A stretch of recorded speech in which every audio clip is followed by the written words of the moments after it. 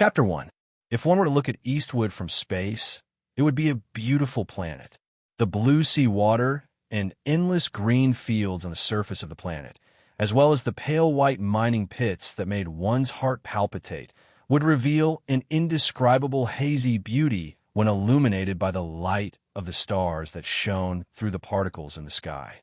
It was like an oil painting that had been left for many years, covered with the dust of history. However, to the residents and orphans of Eastwood, the planet was only filled with stones. Other than stones, there was nothing else. Even the green fields, in the eyes of their perseverance that gradually turned numb, were just green turf covered with wealth and glorious history. Their eyes were only used to seeing through the turf, looking directly at the mineral veins that the people of Eastwood yearned for the most. In terms of administrative planning, Eastwood was a second-level administrative region. It had the same administrative level as the three dazzling planets in the Capital Ring and the Westwoods region. However, in the hearts of the people of the Federation, the distant Eastwood was actually a forgotten corner. Other than seeing the name of Eastwood at the celebration of the 600th anniversary of the establishment of the Federation government, most of the time, for those who lived in a wealthy and civilized society, Eastwood no longer existed. The Eastwood region only had one planet, Planet Eastwood.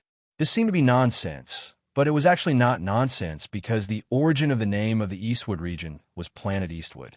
It could be seen that in the distant past, this lonely planet hanging at the outermost edge of the triangular star system had an important meaning to the entire human society. However, ever since the various types of ores in the Eastwood region were mined out, Planet Eastwood gradually became a barren planet. There were only stones, no ores, only stones. People who had the ability to leave Eastwood had already left, relying on their professional skills and accumulated wealth, as well as the guarantee of their relatives in the Capital Ring or Sillin region. They successfully obtained a certificate of household registration transfer. Then, they boarded a flight that was becoming less and less frequent due to the lack of energy and left this increasingly lifeless place. After all, those who could obtain a household registration transfer certificate were few and far between. A half-abandoned planet still had to maintain the lives of many people. In a society with a relatively developed material civilization, food and clothing were no longer a problem for humans to worry about. The people of Donglin Planet were still living peacefully, and the social assistance system was still playing an important role.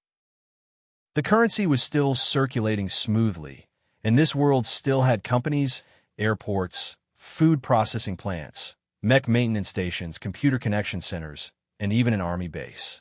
Donglin had everything that should and could have, but it still couldn't hide the faint smell of old age. The smell of death seeped out from every street, every building, and every idle person's face as they watched TV with their coffee in hand. Thousands of years of mining had provided endless support for the Federation Society, just like a great river that transported nutrients to the plains. However, when the great river gradually dried up and became a small creek filled with stench, the support that the Federation Society provided in return was clearly insufficient. After all, humans could never feel happiness just because they could live. Over thousands of years of history, the people of Donglin had cultivated perseverance and the spirit to endure hardships. The continuous mining disasters of ancient times did not make them shrink back in the slightest. However, everything in front of them made them feel a strong sense of sorrow and helplessness. There was to mine, nothing to do. From a certain perspective, a life without mining disasters was definitely not the life that the people of Donglin wanted.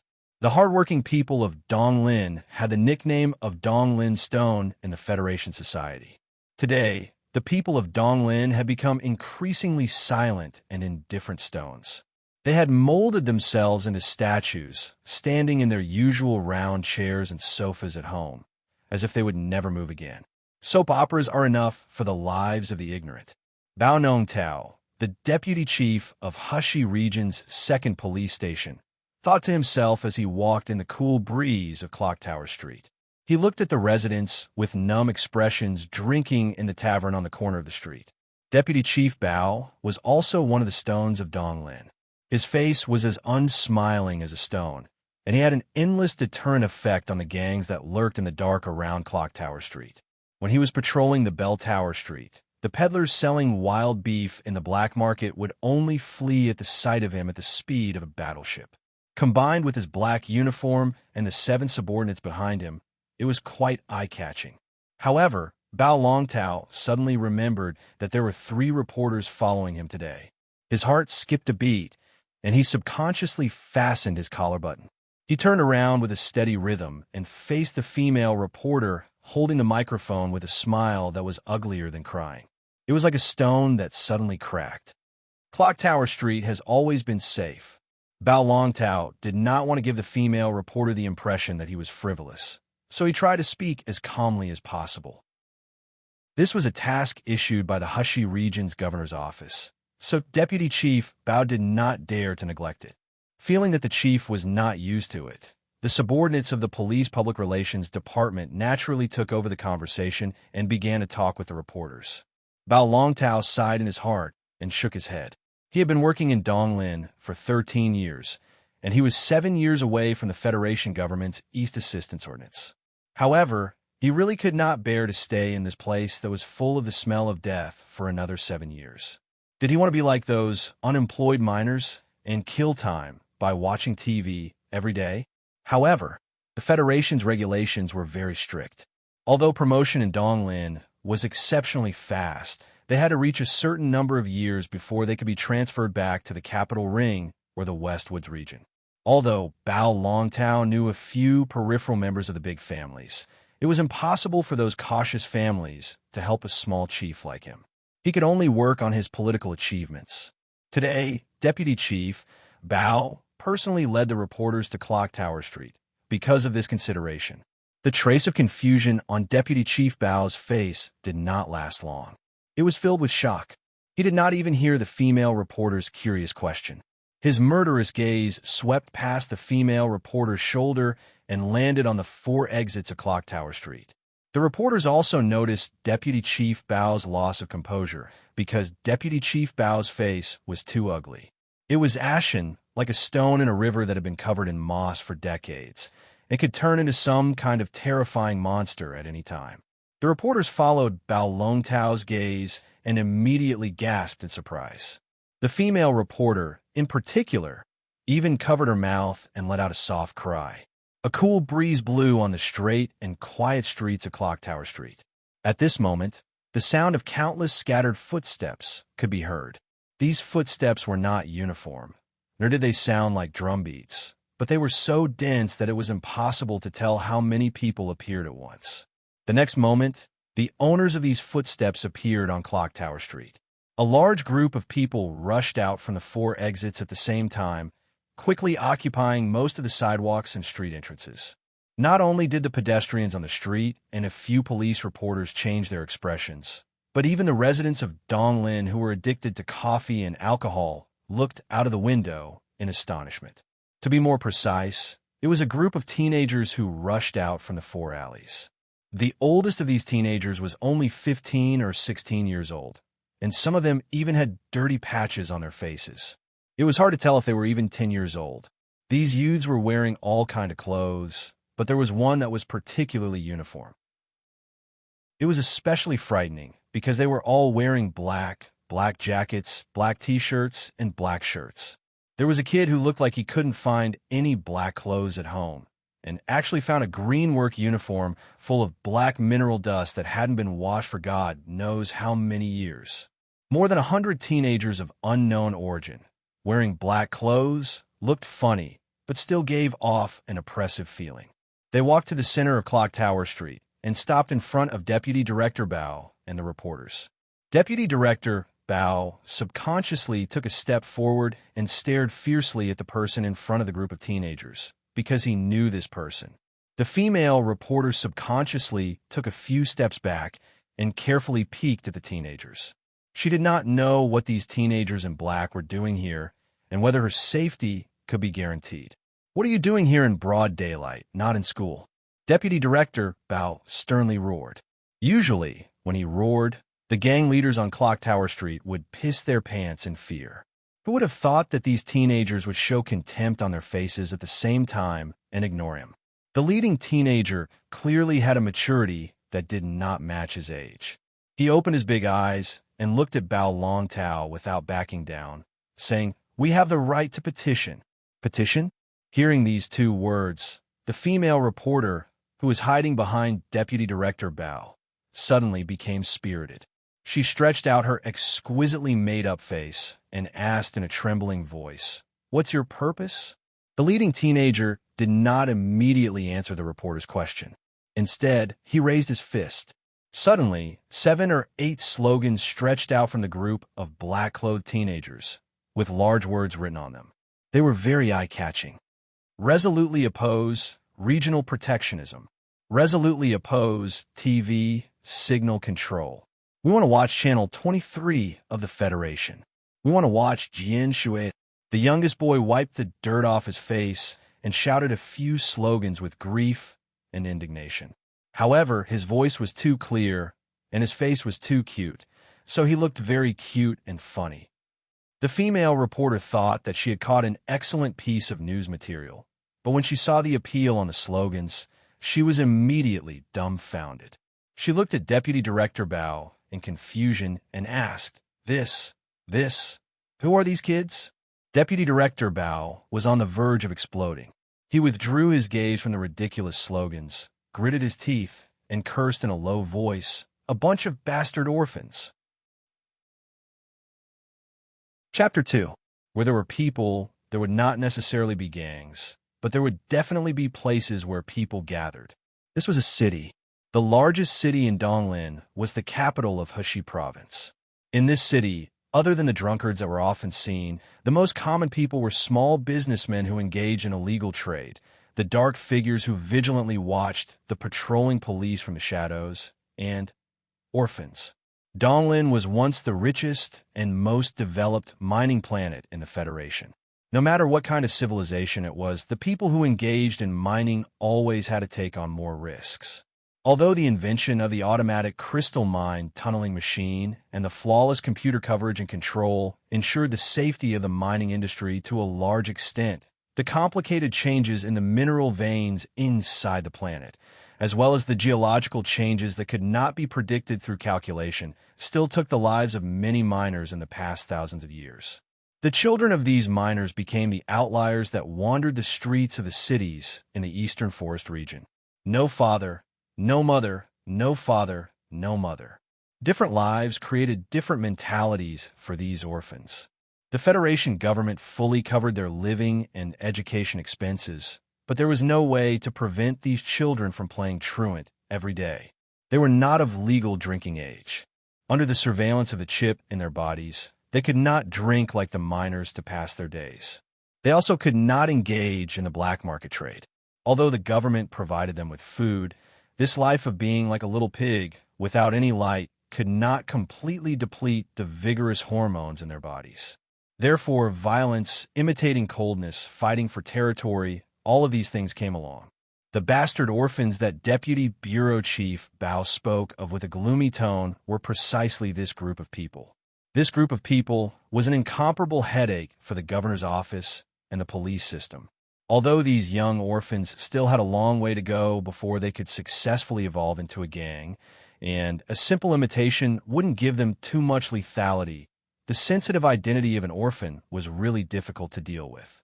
This was especially true after Donglin's mining industry gradually dried up.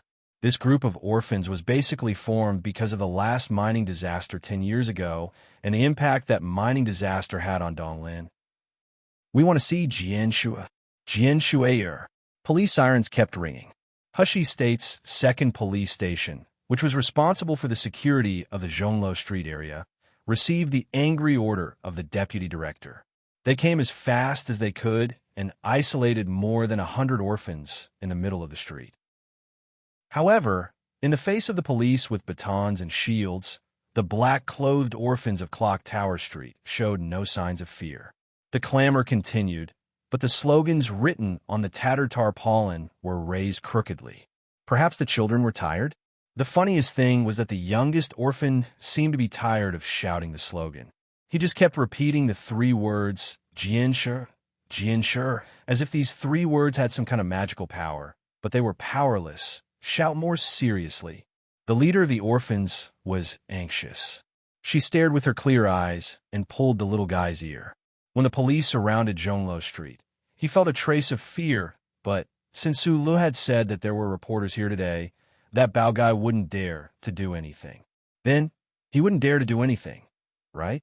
Well, had Su Lu made the wrong judgment? At the thought of that name, the leader of the orphans immediately straightened his back and gathered his courage. The expression on his face also became more sorrowful and indignant.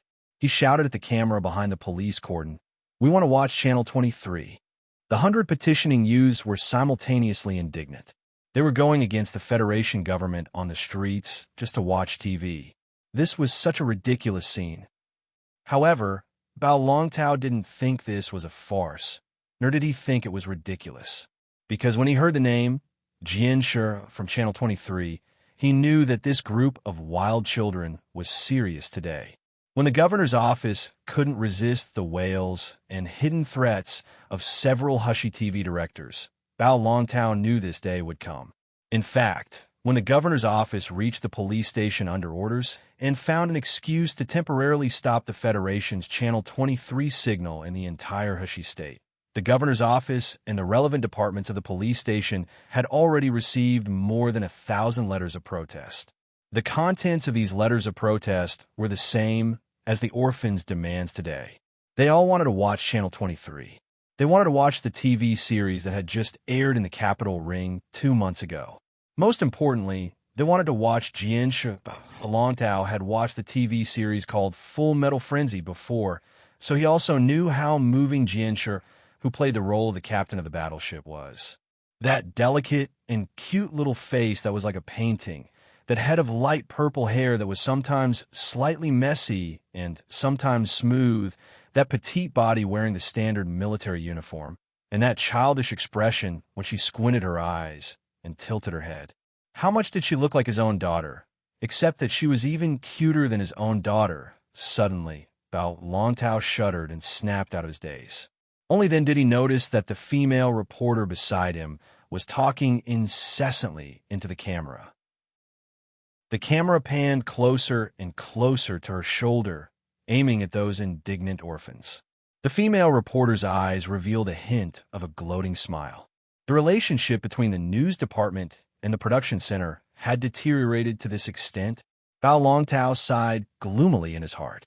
In order to protect the viewership of their own station, the senior officers of Hushy TV station did not hesitate to pay such a huge price and use such a ridiculous reason to temporarily suspend the broadcast of Channel 23 of the Federation. Who would have thought that the same TV station, which was directly under the administration of the regional committee, would constantly be thinking of stabbing them in the back? Those who were not from Donglin did not know what television meant to them, and what Channel 23 of the Federation meant to them. Just like Bao Longtao's vicious comment from before, the lives of the ignorant were filled with soap operas. The citizens of Donglin, who were gradually dying and desolate, were already used to the boredom of their own lives. However, that did not stop them from pursuing the beauty of television and imagining the beauty of their lives. And for them, this freedom was an essential part of their lives. It was something they could not do without. Jian Shui'er, the usually cold deputy bureau chief Bao's lips suddenly curled into a warm smile.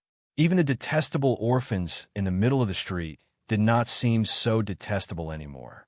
However, in the blink of an eye, his smile froze. These detestable orphans had greatly damaged his reputation today. If today's incident was really reported on the news, the conflict between the Ministry of News and the Ministry of Production would definitely reach the governor's office and even the committee. Then, would he become a scapegoat? Bao Longtao narrowed his eyes and slowly slid his gaze across the faces of the excited orphans, as if he was trying to find something. How could these orphans know that he had brought the reporters around today? Why did they make such a fuss? Was it really because of the name Jian Shui'er? To these orphans, Jian Shui'er was like a little fairy from the distant astral world. However, it was not enough to make these orphans so bold. Things seemed to be a little interesting. He felt that someone was manipulating all of this behind the scenes. If there was really someone behind the orphans, could that person accurately know about the conflict between the Ministry of News and the Ministry of Production and ensure that today's incident would be reported on the news? Bao Longtao became vigilant. His gaze fell on the face of the leader of the orphans, whose face was flushed red. He knew that this 16-year-old wild child was a ruthless character called Vic. However, Vic would definitely not dare to be so arrogant in front of him. Suddenly, his heart skipped a beat.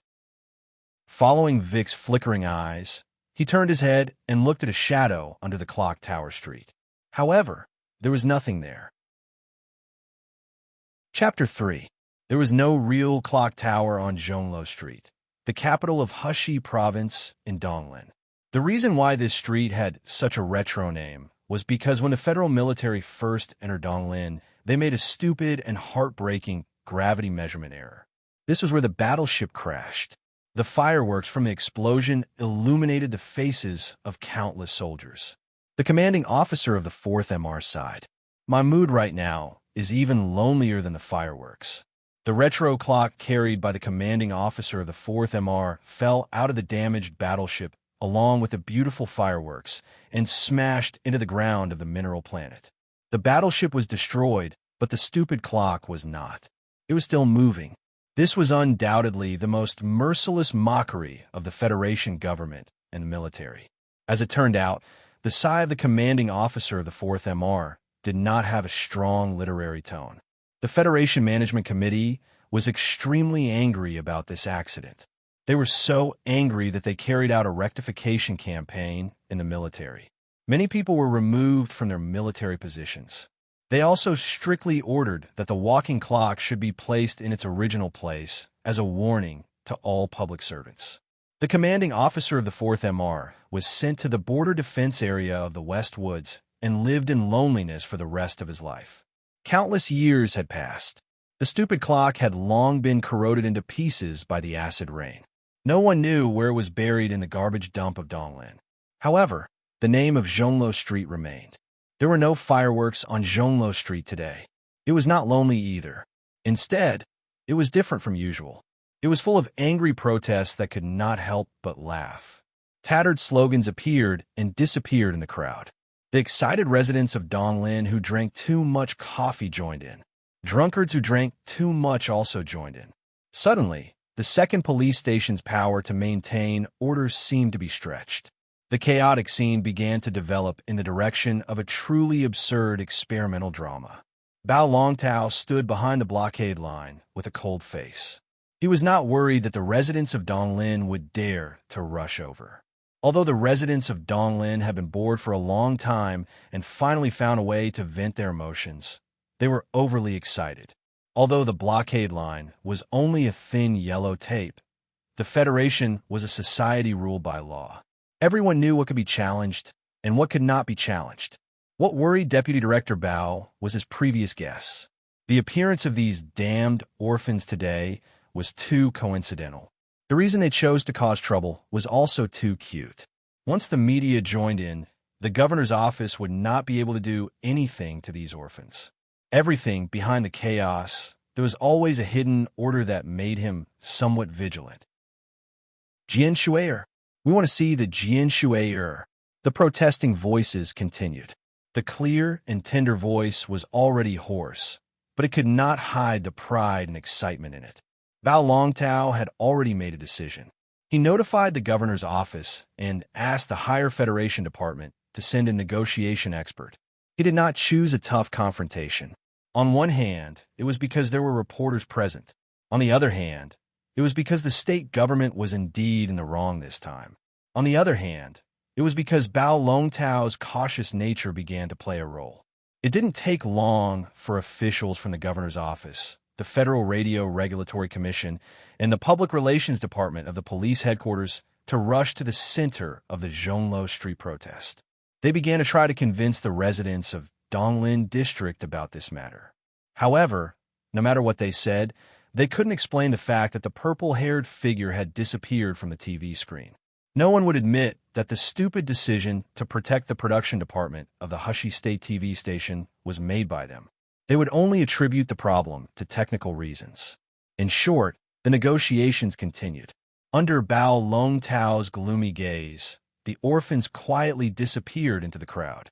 Not long after the leader of the orphans, Wei Gu, led the group of extremely tough orphans into the crowd, the entire Clock Tower Street erupted into a burst of joyous cheers.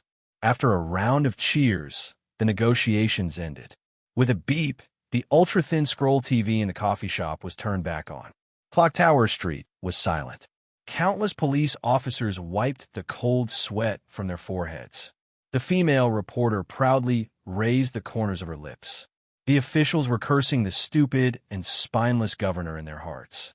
Tonight, at 8:00 sharp, Department 23 returned to the capital of Hushy State with the beautiful face of Jian Shi.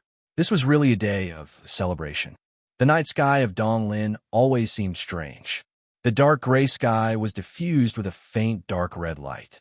It looked a bit like the scene of the gates of hell that cultivators would never forget. However, for the people living on this planet, this scene had been seen for countless years. They were already used to it and would never give it a second glance.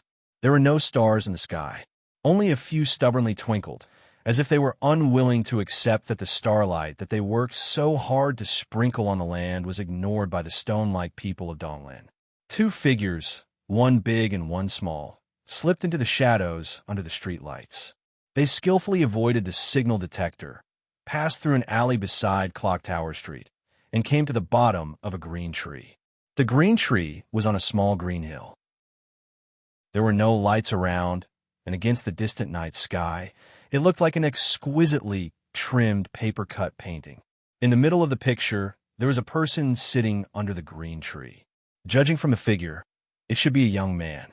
He sat cross-legged, and the faint glow from the object on his lap outlined his lonely figure. Brother Lu, why is he always alone? Of the two figures who came to the bottom of the green hill, the smaller one spoke slowly, but his voice was still a little hoarse.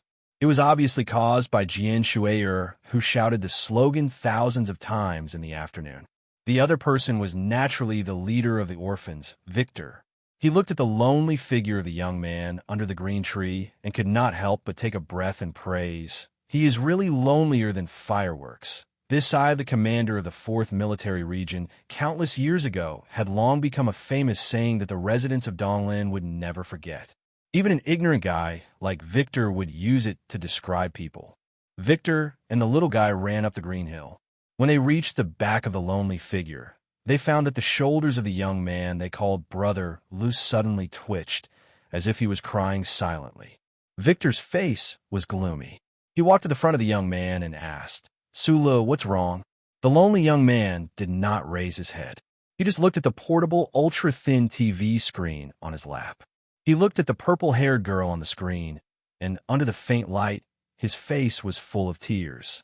After a long time, the ending melody sounded. The young man named Su Lu raised his head, squinted his sincere and honest eyes, and wiped the tears on his face and the saliva on his lips. He said in an unusually serious tone, "Jian Shi is really too beautiful.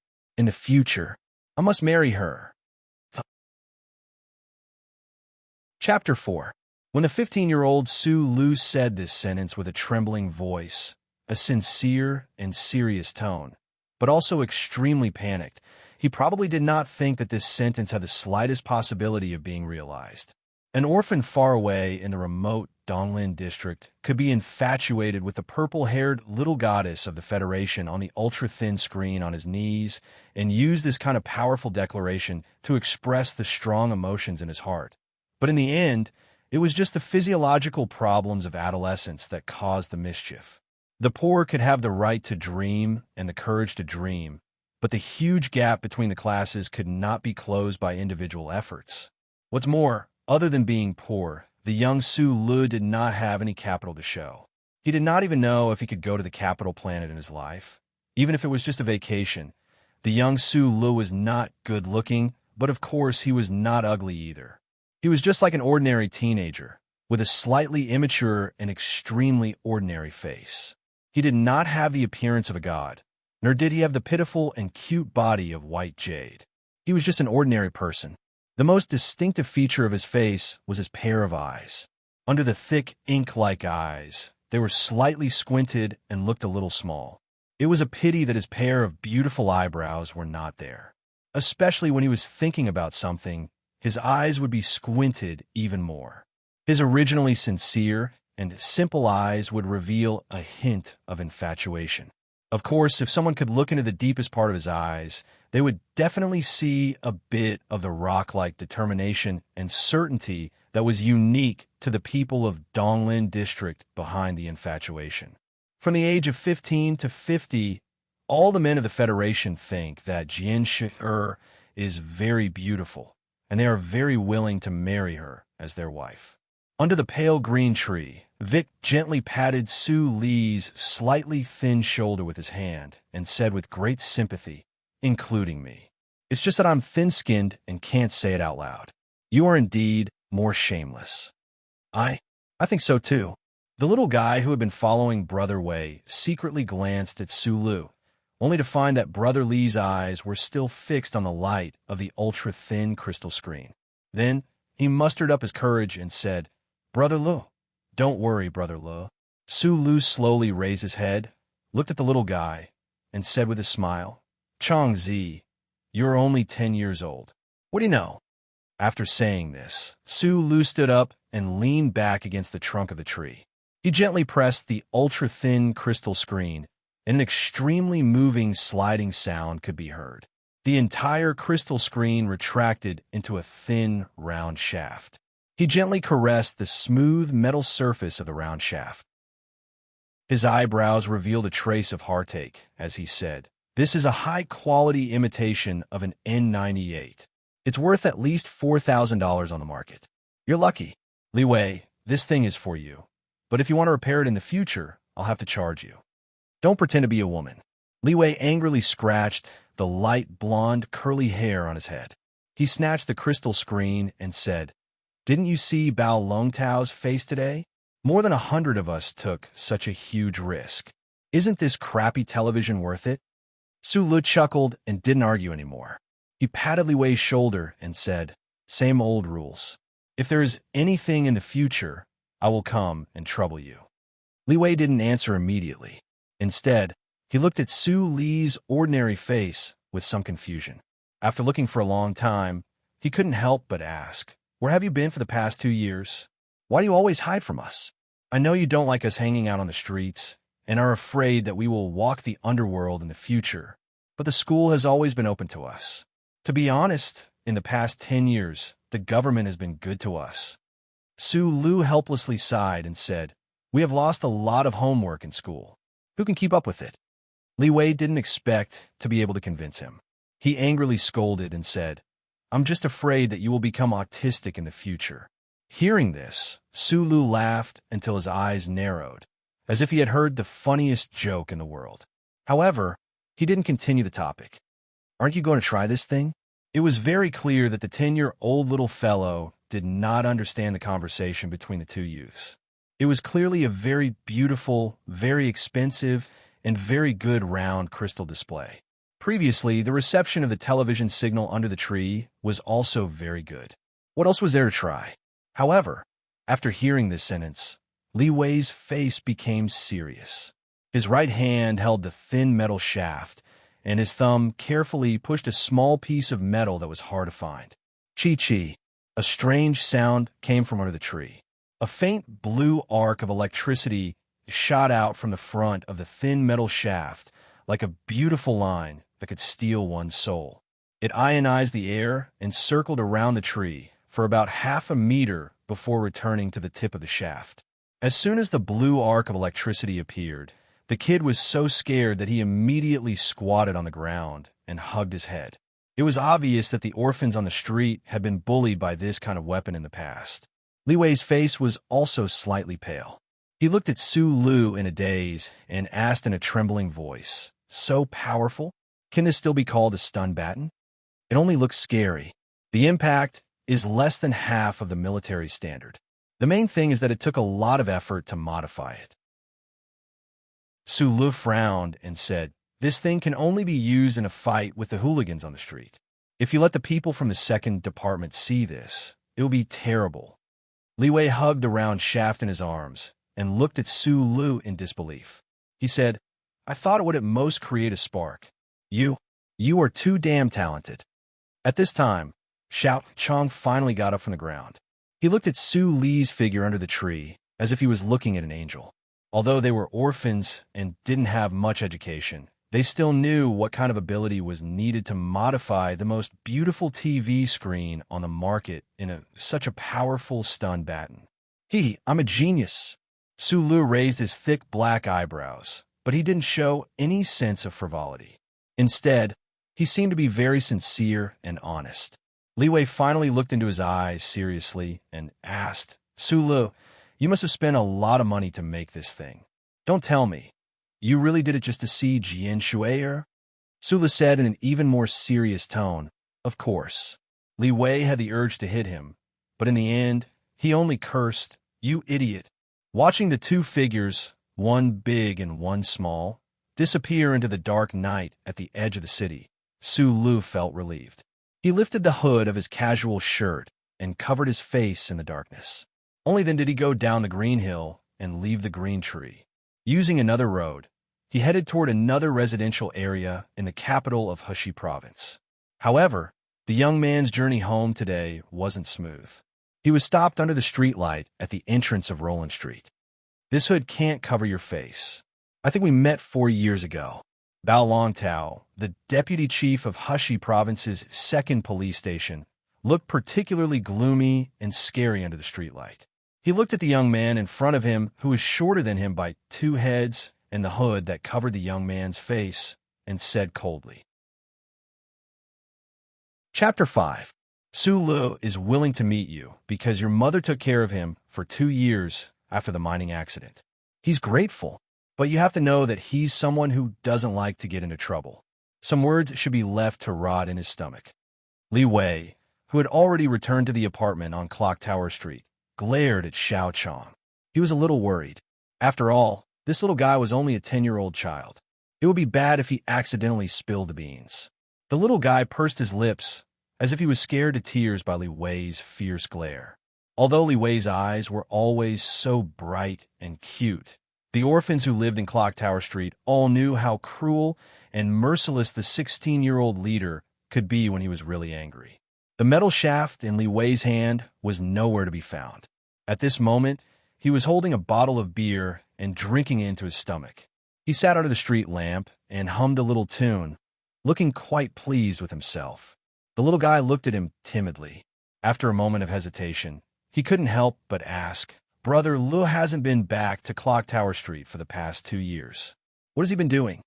"Who knows? But this kid has always liked to play with his craftsmanship since he was young. Who would have thought that he would be so ruthless? Do you still remember the incident we saw that year?" Li Wei drank a mouthful of beer and praised. "I was only 5 at that time. I've long forgotten." The little guy licked his lips and looked at the beer in Li Wei's hand curiously. The orphans lived a worry-free life in Donglin District. It was just that it was difficult to find alcohol. The alcohol on the black market was too expensive. "Yeah, I was only 11 at that time, and Sulu was only 10. Li Wei threw the beer bottle into the garbage pile under the street lamp, not far away. He took a deep breath, and the youth's slightly immature face became numb. "If it wasn't for that incident 10 years ago, I'm afraid we would still be in school. Maybe we would have already obtained a professional certificate and gone to Heshi University, or even to the capital planet as exchange students." The street lamp elongated the 2 figures, one big and one small, covering the garbage pile in the distance. A black cat walked through the shadows. Its scattered yellow pupils uneasily discovered that there were no rats today. Everything seemed so lonely and silent. 10 years ago, the mine disaster caused more than 300 miners to be buried underground. The most terrible thing was that the collapse of the mine affected the temporary apartment area. Many family members who went to visit relatives were unfortunately killed, and it was unknown how many families were broken because of it. This incident shocked the entire human society of the Federation. With the advancement of technology, such a tragic death caused countless officials to fall from grace. The officials directly under the capital's Homeland Security Committee, as well as the governor of Hushi State, all resigned under the pressure of the media. 3 officials were sentenced. Even the deputy secretary of Donglin District, who was in charge of security, was sentenced to 4 years in prison. The reaction of the Federation government and the judicial system could not be described as not swift and fierce, but in the end, they were unable to save those lives. This mining accident brought the final heavy blow to the mining industry in the Eastwood region, which was already on the brink of stagnation. The Crystal Mining Alliance Company was thus closed down and handed over to the Federation government to take over. The impact of this incident was quite far-reaching, but very few people thought that for those orphans, the impact of this incident was incomparably huge. The orphans who held a demonstration on Clock Tower Street during the day were all victims of the mining accident. Li Wei was one of them, the little fellow was one of them, and Su Lu was one of them. Su Lu was one of these orphans. To be more precise, he was an anomaly among the orphans. During those years, he had never cast any envious glances at the seemingly glamorous gang leaders. He only liked to watch others repair electrical appliances in the grocery store on the corner of the street. He did not appear to be burly or powerful, sinister, ruthless, and callous. On the contrary, he always had a smile on his face. No matter how difficult the situation was, it seemed that he could not be the slightest bit annoyed. But what was very strange was that none of those aggressive orphans dared to provoke him. Vaguely, the orphans on the 3 streets even somewhat respected him. A large part of this respect came from the respect Li Wei had for Su Lu from the bottom of his heart. 5 years ago, due to a coincidental attack by the government, a gang hidden in the shadows was forced to enter the alley behind Clock Tower Street that was occupied by the orphans. They used their cold-bloodedness and strength to successfully take over this area that had been abandoned for a long time. In a short 2 hours, 3 of the oldest and most courageous orphans died in this purge. The usually arrogant orphans, before they successfully evolved into those dark forces, were actually just a bunch of little lions with a false appearance. Su Lu, who had not participated in any gang activities, disappeared that day. Then, the police force and military support that had been unable to enter the lower district of Hushi capital suddenly entered a large piece of land behind Clock Tower Street through an underground pipeline. Many people died, and the orphans returned to their own places. The 3 dead orphans' deaths were also avenged. But no one knew that on that cold and rainy night, Su Lu, who had always been a dull but cheerful person, used an abandoned hydraulic pipe on the elbow of a mecha to kill the last leader of the gang who had escaped. Other than Li Wei and the little fellow who were trembling in the mezzanine of the abandoned factory cafeteria. That year, Li Wei was 11 years old, the little fellow was 5, and Su Lu had just turned 10. 4 years ago, Su Lu, whose face was hidden in the hood of his coat, repeated the middle-aged man's words. He laughed happily, confirming that the other party was lying to him and not knowing the most terrifying memory in his heart. 4 years ago, I was participating in the school entrance exam organized by the State Education Office. Deputy Bureau Chief Bao looked coldly at the young man in front of him. He knew that the young man was definitely related to the farce that happened this afternoon. However, he could not confirm his judgment. How could a young man know about the internal arrangements of the police station? How could he know about the conflicts between the upper echelons? I need to know who's behind you. Bao Longtao thought that his cold tone was just right, and his question was also very accurate. Of course, he did not think that the orphans in the Clock Tower Street did not know who he was. However, when Su Lu heard the question, he could not help but lower his head and smile bitterly. He shrugged, as if he could not see the middle-aged man who was staring at him like a black dog. He walked under the bright street lights and prepared to go home and sleep. Bao Longtao's hand gripped the baton in his hand. The young man, Su Lu, raised a slender and steady finger. He pointed at the dark corner behind the street lights and said, "There are a total of 5 electronic surveillance cameras here. You belong to the police system, not the judge and definitely not the management committee. You have no way of deleting the footage, so I advise you not to try to do anything to me. If you have anything to say, please go and get proof. I will cooperate with the investigation." A trace of coldness flashed in Deputy Bureau Chief Bao's eyes, and his body stiffened. After a while, he said, "I want to read your microchip." Su Lu turned around, still not taking off his hat, and said sincerely, "The Deputy Bureau Chief of the 2nd Police Station will be scolded by the governor tomorrow. He might even be on the news because of today's demonstration. Who would believe that he would be in the mood to personally check on a harmless young man in the wee hours of the morning?" The hand that had been pointing at the electronic surveillance cameras in the dark slowly shook in the quiet night. Su Lu lowered his head and said sincerely, "I'm a good person. Believe me, everything I said was for your sake." Bao Longtao suddenly felt that this unknown young man's calmness and sincerity were somewhat frightening. The suspicion in his eyes grew stronger and stronger, and his grip on the baton tightened. Chapter 6. Bao Longtao hadn't seen clearly what had happened out of the tree, but that didn't stop him from being wary of the hooded youth in front of him. He took 2 steps forward, lowered his head, and whispered into Su Li's ear through the hood, "Maybe I shouldn't ask you. I should ask Li Wei." A Federation official dealing with the forces in the dark was like a zookeeper dealing with disobedient animals. Whether it was a whip or fresh meat, there were countless ways to deal with them. Bao Longtao said Li Wei's name as a threat to Su Lu. Even if he didn't do it himself, Su Lu shouldn't expect to hide his identity. However, Su Lu wasn't worried about this. In his opinion, Li Wei and the other orphans had plenty of ways to survive. He discreetly avoided Deputy Director Bao's affectionate behavior, lowered his head, and humbly walked into the darkness. Bao Longtao let go of the baton in his hand and shouted at the youth's back, "If there is a chance, we will meet again." The two met again for a very short time. It was so short that it was hair-raising, so short that it felt absurd. In the darkness of the Green Garden District's side entrance, Su Lu raised his head in surprise.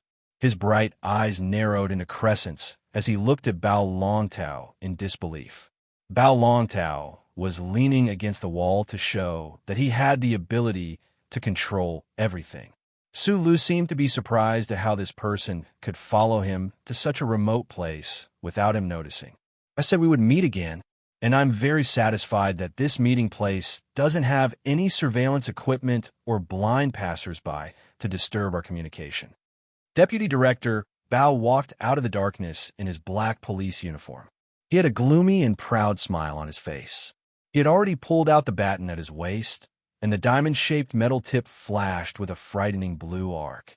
Although it was weak, it was full of power, not giving Su Lu a chance to escape, and not letting Su Lu confess ahead of time. Bao Longtao habitually prepared to electrocute this young man to the ground, using the sudden pain to soften his mind and force him to reveal the name of the person behind the scenes who was able to invade the police station's internal program and use Hushi Province's upper class to fight. Just as the tip of the baton was about to hit Su Li's waist, Deputy Bureau Chief Bao suddenly felt a sudden pain. A huge electric current instantly occupied his entire body, causing him to convulse in pain and discomfort. He trembled incessantly and collapsed to the ground as if he was having an epileptic seizure. White foam began to form at the corner of his mouth. There was a faint burnt smell in the air, but there were some traces of electric current burning on the wall. After confirming that Bao Longtao no longer had the strength to resist, Su Lu carefully put the stun baton back into his pocket.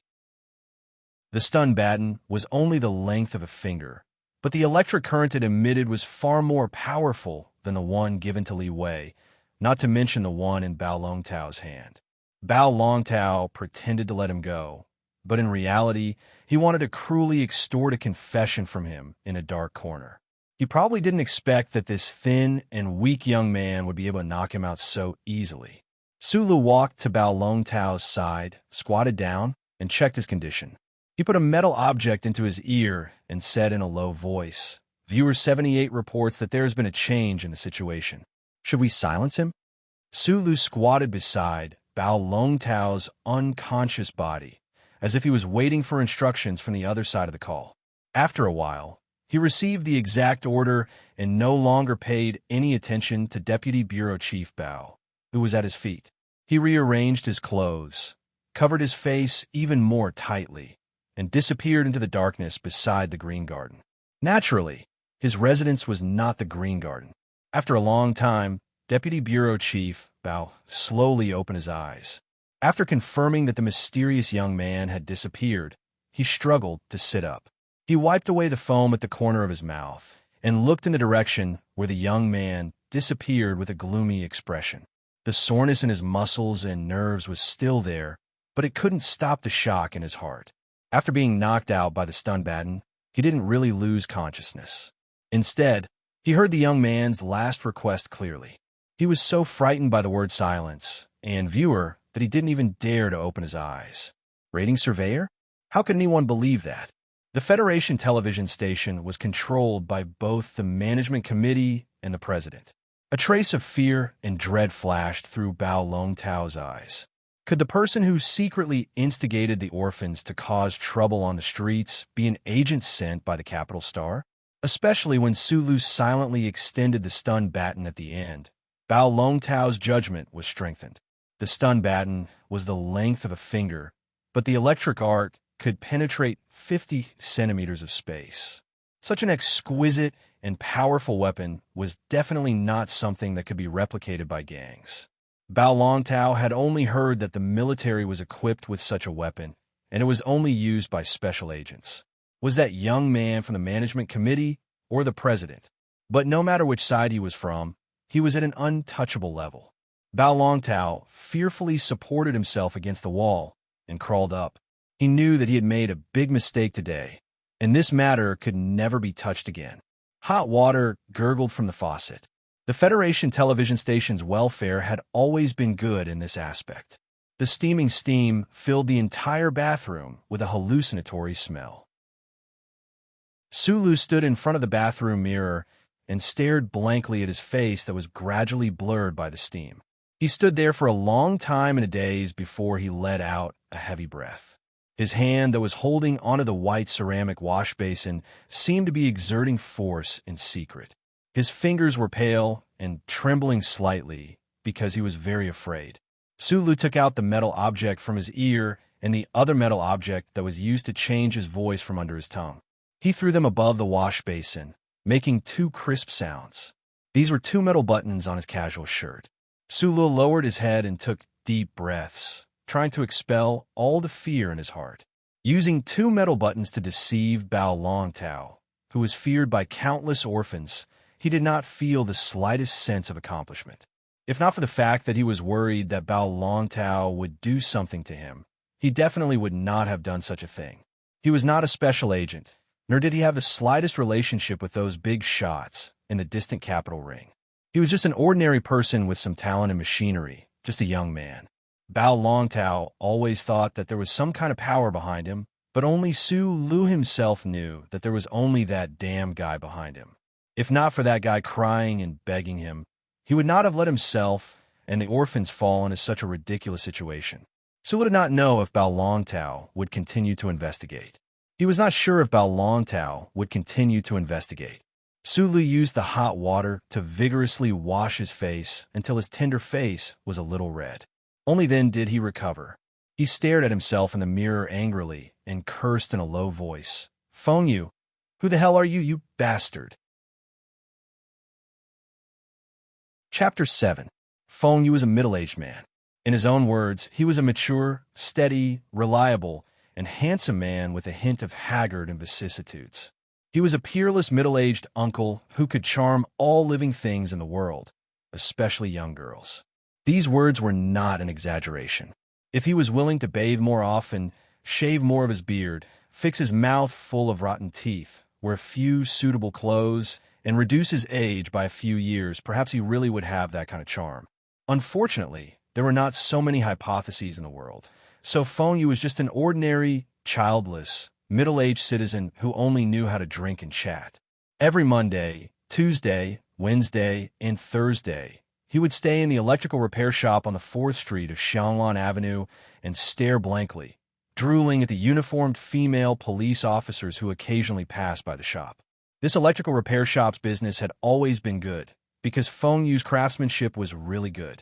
Whether it was the latest scrollable LCD screen, the antique LCD screen, the overclocked room temperature regulator, or the electric skateboard for children, as long as it was related to machinery and electricity, he could always fix it. The business was good, so naturally the income was stable. Therefore, during the 3 legal days off every week, Feng Yu would habitually close the shop and then go in and out of the major sanatoriums in Heshi State. He got to know a lot of girls in the sanatoriums and spent a lot of money. The neighbors on the street had long known that this middle-aged man had a lustful side, so they were not surprised. But no one knew that during the weekends for the past 2 years, Feng Yu did not go to vent his lust every time. Instead, he went to a remote mining pit far away from the city.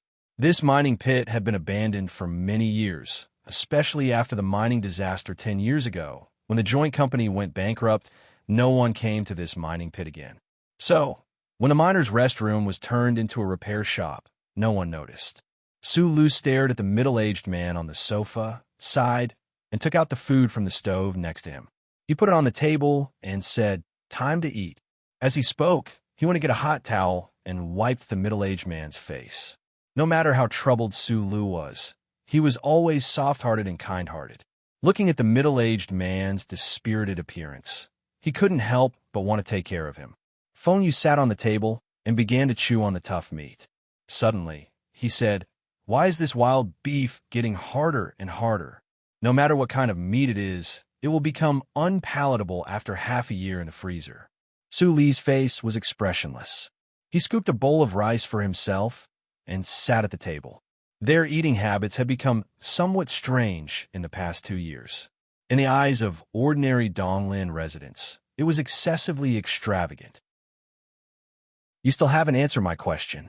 Su Li suddenly put down his chopsticks and asked seriously, "I know that you used to be a mechanic in the military, but because you offended your superiors, you became a deserter. But the taser you taught me to make is too similar. Look, it's been a few days, and Bao Longtao is really scared of me. He doesn't even dare to ask who Li Wei is. 2 years ago, I told you that I'm a person with a story." Uncle Feng Yu obviously didn't care about the vomiting effect of his words. He leisurely said, "With my position in the military and the information I had access to at the secret level, let alone a taser, even if it was a standard bore cannon, as long as you have the materials, I can make it for you." Su Lu had heard this kind of talk many times, so naturally he didn't have any reaction. He said helplessly, "Don't brag. Last time, you picked up a mecha central control system with great difficulty in the junkyard. In the end, you looked at it for 5 days and 5 nights, but you didn't dare to repair it." Feng Yu's face turned green. After coughing twice, he reprimanded seriously, "That was an antique from the 4th Military Region. Who the F***CK would look at something from hundreds of years ago? Of course, I have to look at it with appreciation. But other than a taser, what else do you know how to do?" Su Lu said dejectedly, "It's been 2 years, and all I've learned from you is how to repair TVs, freezers, toys, cars. In another 2 years, the Ministry of Defense's military recruitment exam will start. I haven't even seen a mecha or a battleship before, so how can I pass?" Feng Yu lowered his head and chewed on his meat. He scolded, "You haven't even finished 12 years of compulsory education, and you didn't even graduate from a military academy. How can you pass? The Ministry of Defense is also recruiting cannon fodder soldiers. Do you want to try? Absolutely every Marine Corps wants you." Su Lu was stunned for a moment, then said very seriously, "Pass the military recruitment exam, and you'll be a mecha repair soldier. You'll have a higher starting point." Feng Yu raised his head and looked at the familiar young man in disbelief. He lamented, "You still haven't given up on your shameful dream? Why is a dream shameful?" Su Li's face showed a trace of persistence. "My first dream in life is to become a battleship auxiliary officer, and my second dream is to enter the research and development department of a large company in the capital Ring and live a good life there. The West Woods is still at war with the Empire." Feng Yu's voice suddenly sounded somewhat calm. "Forget your first dream. As for your second dream, it's actually not that difficult. The two of them ate quickly. Su Lu had already started to clean up the dishes, and as he did so, he replied, "After 60 years of war, the people of the East Woods have never seen what the Empire's people look like. Other than seeing their diplomatic mission on TV, what's there to be afraid of?" He suddenly paused for a moment and said with some frustration, "I know I'm not a genius, and it took me 2 years to learn how to make a taser. But I always feel that I really like dealing with these machines, so I want to try to take the exam." Feng Yu was silent and did not speak. He lay on the sofa and began to watch TV, but his eyes fell on Su Li's back. After washing the dishes, Su Lu habitually entered the operation room and began to operate the instruments and tools that he was already familiar with like his fingers. With an extremely steady speed, he repaired the old electrical appliances that were piled up to the side one by one. Those common electrical appliances that were damaged were not difficult to repair. However, Su Lu was still very serious in his work, as if he was facing the most sophisticated instruments in the Federation. Perhaps he had never noticed it himself, but every time he was fully immersed in this work, a light, cold seriousness would appear on his tender face. Uncle Feng Yu lit a cigarette and squinted his eyes through the glass at Su Li's busy figure, thinking that it was time to reduce the dust level in the operation room by another level. Then he thought of what Su Lu had said before, and couldn't help but slightly curl his lips and blow out a smoke ring. The smoke ring slowly dissipated into Feng Yu's long white hair, disappearing without a trace. Feng Yu thought to himself, "Everyone in the world calls me a genius, but in fact, in some aspects, this little guy Su Lu is more of a genius than me." Chapter 8. After finishing the last micro-welding operation, Su Lu took off the dark protective goggles on his face with satisfaction. He sorted all the repaired products in the operation room, according to the labels on them, and placed them neatly into the metal grid. He pressed a button and moved them out of the operation room. The repaired goods would be sent back to the 4th Street of Xianglan Avenue the next morning. Su Lu was always prepared in advance out of habit. After washing his face with hot water, Su Lu familiarly took out the liquid medicine from the drawer and carefully dripped it into his eyes. Although they had the help of various observation devices, the world of those metal chips was a kind of torture to the eyes of every mechanic. And when he was focused on the world of the metal chip, he would forget about the existence of time, so his eyes were a little red. Go rest, look at the scenery, and relax the muscles in your eyes. Feng Yu rubbed his white hair and was very satisfied with Su Li's speed and concentration. In the past half a year, the repair shop on Xianglan Avenue was mostly operated by Su Lu in the remote mine pit. Feng Yu only needed to stay in the shop and only give instructions on weekends. Gradually, Su Li's speed became faster and faster. He was even faster than Feng Yu, the mechanic in the army. Su Lu nodded and took out 2 bottles of juice from the ice room on the wall. He followed behind Feng Yu and walked toward the top of the mine pit.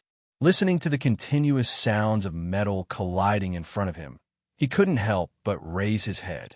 Then he saw the extremely flashy tattered jeans under the uncle's body, as well as the extremely tight buttocks wrapped in the denim, and a large bunch of keys, 5-star knives, and other metal objects that were constantly swinging in the air. From time to time, they would hit the big buttocks, making annoying sounds. He never understood why Feng Yu wanted to create this image of himself, but Feng Yu told him that the sword in the hands of the swordsman and the gun in the hands of the god of guns never left their bodies. As mechanics, they naturally couldn't let the tools leave their bodies. In fact, Su Lu understood that the uncle just felt that the wind chime was very manly and could attract the attention of lonely young women. It was already late, and the light above Donglin gradually dimmed. The red and dark twilight gradually deepened. On the large pile of metal behind Feng Yu, a dazzling light was reflected. Su Li's not very big eyes naturally narrowed. Looking at the back of the figure that was struggling to climb the slope, he couldn't help but remember the time when he foolishly walked into the repair shop 2 years ago. His relationship with Feng Yu was a bit strange. It was not the relationship between student and teacher, but he did learn the knowledge and practical experience about mechanics that he craved most from Feng Yu. Although repairing electrical appliances was of no help to his dream of becoming a warship mechanic support officer or entering the capital ring to seek a better life, at least Su Lu obtained a lot of peace and satisfaction from that small repair shop. Su Lu could not be considered Feng Yu's employee because Feng Yu never gave him a salary. He only left enough food in the freezer. In terms of treatment, the young man could only be considered the most pitiful contract worker in the repair shop on Fragrant Orchid Avenue. But in these 2 years, Su Lu did earn a lot of money for the repair shop. If you're a mechanic officer when you sign up for the military recruitment exam, the government will only reimburse you 40%. Su Lu looked at the back of the uncle and mustered up his courage to say, "There's only 2 years left. I have to save some money." The subtext of this sentence was naturally that he hoped the repair shop owner would give him a salary.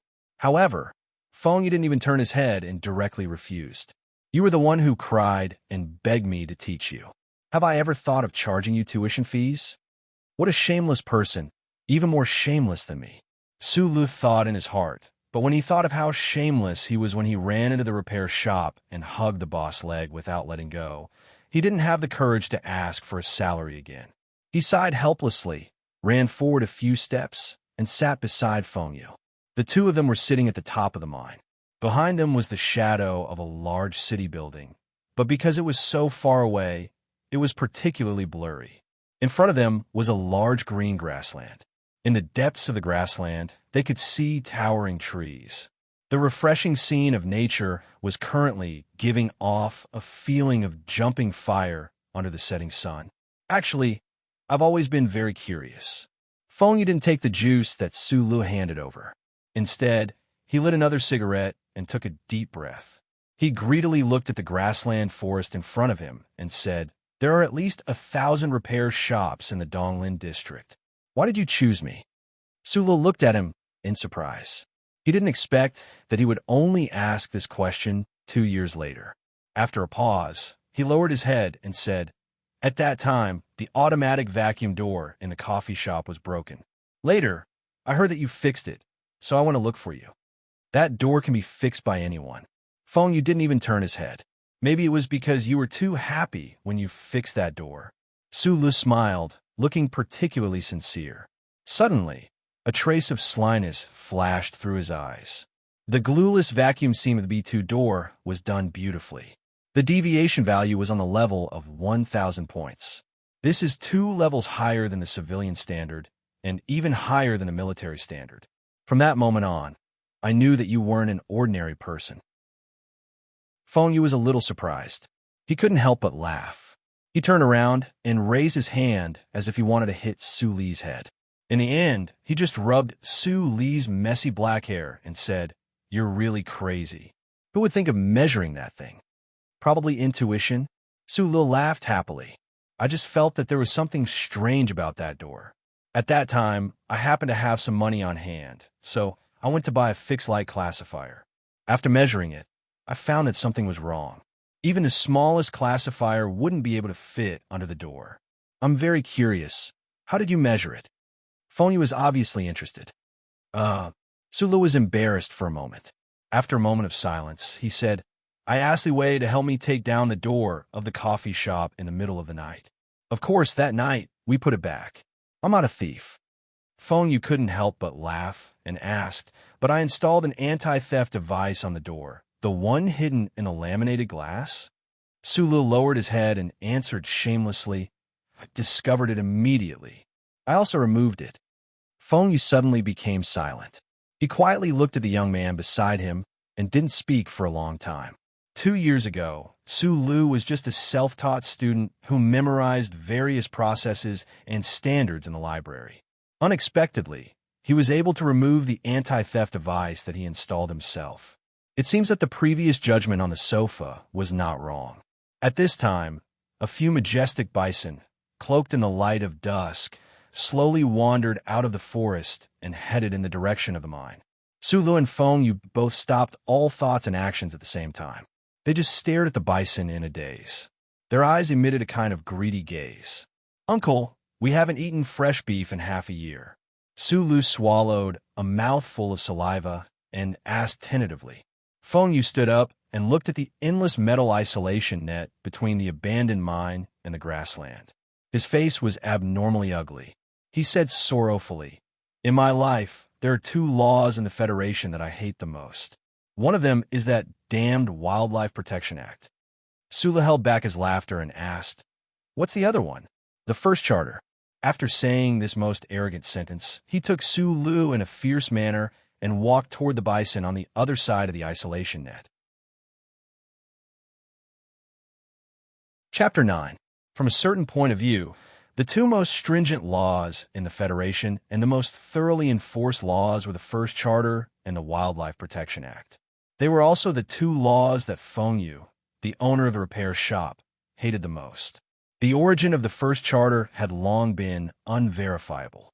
Although it touched on the most critical privacy regulations, in the hearts of the Federation citizens, it seemed that they had long been accustomed to its existence. No one had raised the slightest doubt. Perhaps the hundreds of thousands of years of peaceful development of civilization had caused many truths to be buried in the shadows of history. The Wildlife Protection Act was another mystery in the history of the Federation. Many social activists had never understood why the status of wildlife and natural vegetation was so much higher than that of human beings in the Federation. Other than the exploitation of resources, the Federation civilization had very limited modifications to the surface of the planet. It seemed that there was an invisible hand that had been pushing this civilization to try to live more harmoniously with nature.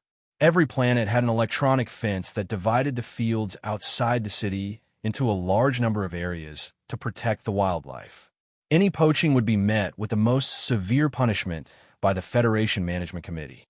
The problem was that this kind of living was not harmonious, especially for people like Su Lu and Feng Yu, who especially liked to eat meat. If they could not eat meat in their mouth, how could they be happy? Although synthetic food could achieve a very rich texture and taste, there were always people in the world who could not erase those instinctive things that were incomparably passionate about natural ingredients. We have to be more careful this time. Half a year ago, when we killed that cow, the people of HTD turned the black market upside down, so there was no meat to be sold in the city for 4 days. Fortunately, no one knew that we killed it, otherwise we would have been locked up for 3 months. Sulu cautiously reminded the owner of the electric fence as he followed the uncle carefully in the direction of the electronic fence. If HTD is really so incorruptible, cough cough. The repair shop owner coughed, indescribably mocking. He threw the cigarette but to the ground and stamped it out. Where did the rabbit meat and mutton in the black market on Clock Tower Street come from? But what we killed was a wild cow. Sulu was still a little scared. No one has dared to sell that for many years. We are not selling to the black market. Feng Yu waved his hand and said firmly, even if HTD caught us, at most, they would only give us a reprieve. HTD's full name was National Ocean, Space, and Land Administration. The name sounded scary, but in fact it was a special agency set up by the Federation government according to the Wildlife Protection Act. Looking at the herd of bison roaming leisurely across the electronic fence, the two of them stopped in their tracks. The buffaloes were not afraid of the humans on the other side of the wall. When they walked, they often saw these poor bipeds, but they had not had close contact with them for many years. But today, the leader of the herd clearly felt the hostility from the two humans opposite it. It raised its huge bull head vigilantly and arrogantly, and the irritation in its eyes grew stronger and stronger. Sulu was still a little worried, but when he saw the provocative look of the wild cow, he couldn't help but get angry. He thought to himself, I just want to eat your meat. Do you have to look down on me like this? With a few moos, Feng Yu imitated the sound of the wild cow and roared a few times toward the electronic wall. The leader of the herd of wild cows was immediately enraged and rushed toward the electronic wall. Then Feng Yu and Su Lu quickly ran along the wall until they led the wild cow to a small hill far away from the mine. Su Lu ran while gasping for breath. He admired the somewhat clumsy figure in front of him to the extreme. He thought to himself, Boss is really a wonderful person. He can even provoke a wild cow. No wonder when I first met him, I was so angry that I couldn't even eat. At the bottom of the hill, Feng Yu spat out 2 mouthfuls of saliva and stood on the side of the electronic wall with his hands on his hips. He looked at the exhausted wild cow on the opposite side. He stared at the other side's hooves and 2 sharp horns that were digging in the ground. He gasped and said, "Don't be afraid. These cows have been locked up for hundreds of thousands of years. They have learned long ago. They don't dare to hit this wall." Sulu held the wall and nodded weakly. The electronic wall on the planet was made of a special kind of steel. It was equipped with a chip management system. Once it was under too much force, it would automatically eject an electric current. God knows how many years had passed, but the electronic wall was not afraid of wind and rain. There was no rust or traces of being hit. One could imagine how strong it was. "Old rules, you kill the cows, I'll keep watch," Uncle Feng Yu said matter-of-factly. Sulu had already accepted his fate. He walked to the bottom of the electronic wall dejectedly. He subconsciously touched the chip behind his neck. He wondered if the electronic surveillance network here would notice a small signal jump. After all, he had climbed over the electronic wall 3 times, so Sulu was not as worried as the average criminal. He took a deep breath and spat 2 mouthfuls of saliva on his palm. He instantly turned into a monkey and used an extremely fast speed, an extremely flexible and gentle technique to climb over the wall. Not bad. Feng Yu sat on the hill and smiled as he watched this scene. He thought to himself, if the chief examiner of the National Defense Admissions Examination is not blind, he will definitely be able to see the strength of this young man. And if the people of the Federation knew that someone could directly climb over the electronic wall that was called the Wailing Wall by the black market traffickers without going through the electronic decoding, they would be shocked speechless. The electronic surveillance of the Federation was everywhere. Why was it that when this young man clearly crossed the border, the chip in his neck did not send out a pulse, and the surveillance system did not respond? Sulu did not know that his familiar jump was a destructive step for the First Charter and for the Federation Society. He also did not notice that in the hands of the military deserter and the repair shop owner, there was a small device that continuously emitted a light blue radiance. It completely enveloped the 2 of them and the raging bull. Only when the grassland was large would the bull be able to run happily. Anyone who was locked in an iron cage would feel anger. Or it could be said that when it felt that someone wanted to harm it, it would also feel anger. When Su Li's feet lightly stepped on the grassland, the dark brown raging bull suddenly charged at him. The long hair by its neck fluttered in the air, forming an exceptionally heroic and beautiful line. Sulu was a bit scared. His face was a bit pale, but he remained calm. When the bull's sharp horns were a meter away from him, he twisted his left ankle and his entire body fell to the side. At the same time, his right hand pointed at the bull's large body.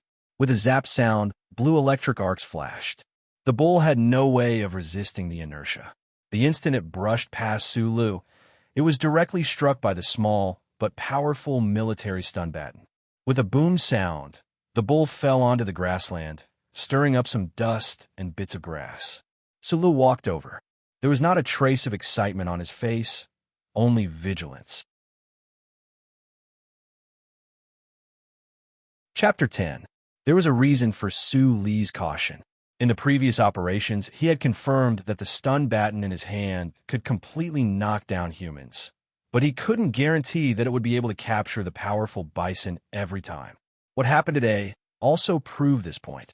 When he got close to the black body of the bull, the originally limp bull suddenly exhaled a strong breath.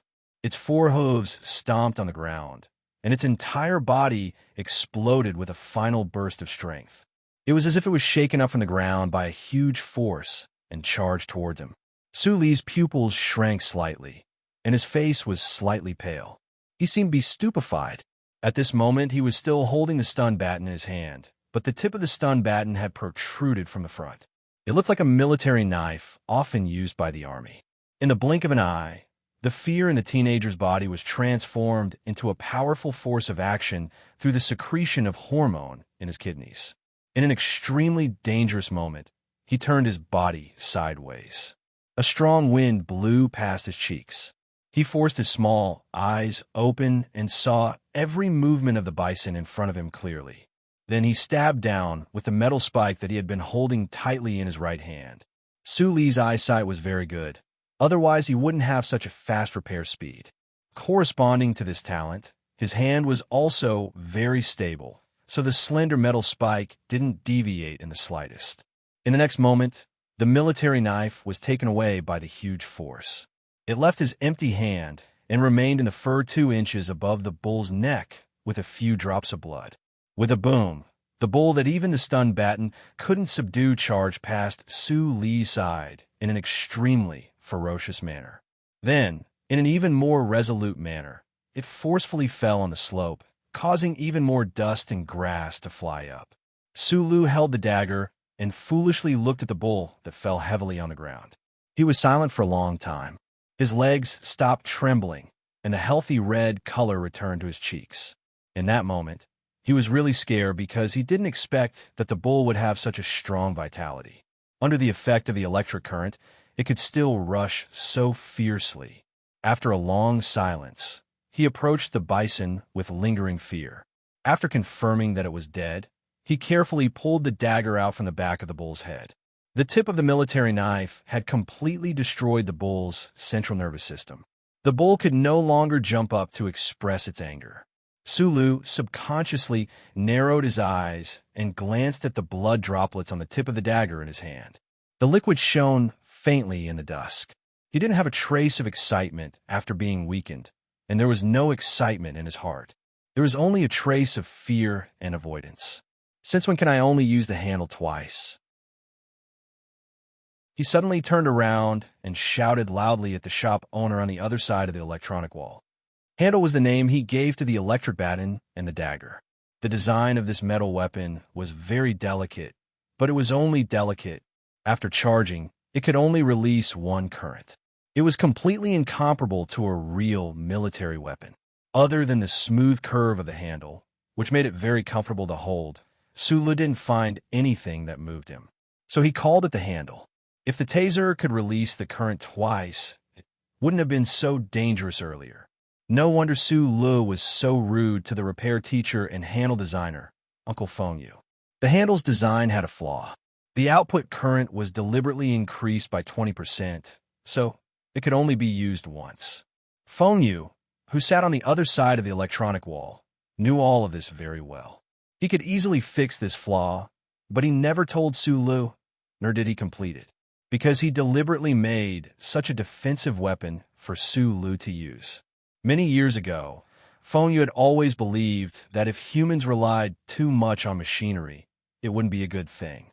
It would only block the possibility of human peeking into the body and the universe. Feng Yu didn't plan to discuss these theories with Su Lu for the time being, so after hearing the young man's angry question, he just smiled and didn't answer. Instead, he took out the flat pack of cigarettes from his jeans, lit one, and smoked happily. Su Lu turned his head dejectedly and lowered his body. Looking at the busy young man on the other side of the wall under the twilight, Feng Yu's heart was touched. In fact, he was a very cold person. Otherwise, he wouldn't have escaped to such a remote place like Donglin District. However, the warm light of the grassland and the dark night behind him intersected. Under the red sunset, the young man was peeling the cowhide and cutting the beef. From time to time, he would wipe the blood on his hands on his clothes. This was a very bloody scene, but it was also a scene full of the beauty of life. All life in the world flowed between life and death. Feng Yu held the cigarette in a daze. Looking at the young man wielding the knife and dancing, he couldn't help but think of a scene in the classic literature he had read many years ago. In the autumn harvest, the farmers harvested the crops and used the remains of the plants in exchange for their own survival. Beside the tribe's campfire, the men and women drank wine and ate the animal parts roasted in the fire. It was very happy. A trace of a smile floated on Feng Yu's cheeks. This emotional smile, together with his white hair, seemed to reveal his true age. A sense of vicissitudes began to leak out. He had always felt that Su Lu was a very interesting child because this child always seemed to focus his energy on those two ideals and didn't notice his ability in other aspects. For example, in the moment when the wild bull was slaughtered, other than people who had received special training in the military, who could kill the bull with just a dagger. Why was there very little wild bull sold in the black market these past few years? Feng Yu thought of Su Li's previous question, and the smile on his face couldn't help but become wider. In the context of the Federation government's strict gun control, who would dare to risk their lives to hunt a bull? This child is really stupid in some aspects. Didn't he realize that when he was leading the bull, he and I could run faster than the angry bull? Didn't he feel that being able to kill a bull with his bare hands was more worthy of pride than fixing a TV? Motherf asterisk cur, Motherf asterisk cur. Under the twilight, Su Lu cursed as he endured the discomfort and continued to butcher. Finally, he couldn't bear it anymore. He stood up and shouted at the shameless middle-aged man who was smoking, "No more bones. There are still 200 pounds left. If you continue to be lazy, when can we have dinner tonight?" Su Li's various talents in all aspects were actually nothing in Feng Yu's eyes. This was because in his long life, he had seen who knows how many true geniuses. But when he killed the wild bull, Su Lu showed a calmness that was completely inconsistent with his age. Although his legs were trembling in fear and his face was pale, he was still calm and composed. This was what Feng Yu admired most about him. At the same time, this was also what Feng Yu thought was the most boring part of the teenager. So at this moment, when he heard Su Lu curse, he was actually somewhat happy. He laughed like a wild white flower, stood up, and patted his butt. Chapter 11. After the bloody beef was fried in the pan, sprinkled with pepper and all kinds of seasonings, it began to emit a rich fragrance of the ingredient itself. The silver table knife cut through the slightly brittle surface of the meat. It was different from a scene where blood spurted out when the handle pierced through the bison's head. Although there was some blood on this piece of beef, there was more of the juices that made one want to eat it. The ordinary citizens of the Federation who ate synthetic food all year round had no resistance to this kind of natural food, let alone the shop owner and the young Su Lu who loved meat like it was their life. After a wonderful dinner, Su Lu cleaned up the bowls and chopsticks and hid the rest of the beef and innards in the huge freezer in the operation room next to the mine. He found that he had obtained a rare moment of leisure, and for a moment, he didn't know what to do. After standing in a room for a while in a daze, Su Lu took out a bottle of red wine and 2 glasses from the drawer and went out the door. Along the broken steel ladder, he climbed to the grass above the mine. The shop owner, Feng Yu, had been in a daze for a long time. He had been watching the last ray of light disappear between heaven and earth, and then it was completely covered by the most complete darkness. Taking the glass of red wine from behind him, Feng Yu took a sip and said with a smile that wasn't a smile, "Using my baby to please me. What do you want to ask?" Su Lu carried the wine bottle to his side and followed the uncle's gaze to the grassland in the distance. At this time, the night was already deep, and he didn't know how spectacular the sunset would be. He knew that the shop owner must be hiding a lot of things from him, but he didn't want to ask because he only followed Feng Yu because he wanted to learn about mechanics from him, and not because he wanted to hear a touching story. Besides, everyone had their own secrets, and they didn't want to be disturbed. "Actually, I'm not an idiot." Su Lu suddenly opened his mouth. He did not deliberately act like he was in a difficult position, but he habitually stopped the car in front of an important word and emphasized his tone. Ever since his parents and sister died in the mining accident 10 years ago, Su Li's lonely life seemed to have lost its focus. Therefore, when he occasionally came, he would only use this kind of clumsy method to express his emotions. The young man narrowed his eyes in the darkness, appearing somewhat cautious. In fact, he had already guessed something. In the past 2 years of working with Feng Yu, other than the knowledge and practical skills of the mechanical repair methods, the ugly postures that the boss made him take and some of the daily exercises were very strange. Su Lu was honest and sincere, but that didn't mean that he was brainless. It was just that he always thought that those postures and gymnastics were probably military training techniques, so he always played dumb. Perhaps it could make his body stronger? Since the boss wanted him to learn something that was beneficial to him, he would learn it. However, after killing that wild bull today, he felt a chill in his heart. His boss was just a mechanic who escaped from the army. Why did the things he taught him have such great power? Could it be that what he usually taught her was the legendary killing technique that the military had never taught to outsiders? I've never thought of you as an idiot. On the contrary, I think of you as a genius. Feng Yu removed the cup from his lips. His expression was calm, but there was a trace of a strange smile in the wrinkles at the corners of his brows. I'm not a genius either. I just don't understand. What's the use of you teaching me these things? Sulu looked somewhat helplessly into Feng Yu's eyes and asked, "The Department of Defense's mechanical repair officer exam doesn't test field combat ability at all. I don't want to waste time on these things." Su Li's voice began to tremble, as if he was enduring some kind of intolerable pain and suffering. Feng Yu couldn't even be bothered to look at him. He calmly said, "With your personality, since you've asked, it seems like you really are conflicted about this matter. I just don't understand where your conflict is coming from." Su Li's voice was still trembling, and the sound of heavy breathing could be heard from time to time. He said angrily, "This is already the 63rd year of the 37th constitutional calendar. Human civilization has already developed to this stage today. What's the use of you making me learn these things? No matter how strong a person is, can he contend against mecha head-on? Can he fly into space and fight against battleships? I understand. You want to become a mechanic who can repair the 3 major systems of mecha and battleships. So, in your eyes, those cold metal machines are naturally much stronger than the ant-like individual humans." Feng Yu replied coldly, "But don't forget, no matter how developed humans are, they are still biological humans in the end. You're still in this shell. This shell is your final life-saving measure. It's the first-order machine you must know like the back of your hand and operate without hindrance. As for mecha and battleships, those are just more extrinsic things." Feng Yu slowly closed his eyes. A person can't hide in a mecha forever. You need to eat, sleep, go to the toilet, have sex, have orgasms, shower. A person's time without clothes takes up 1/10 of their life. Then what about the time you don't wear a mecha? Sulu was dumbfounded.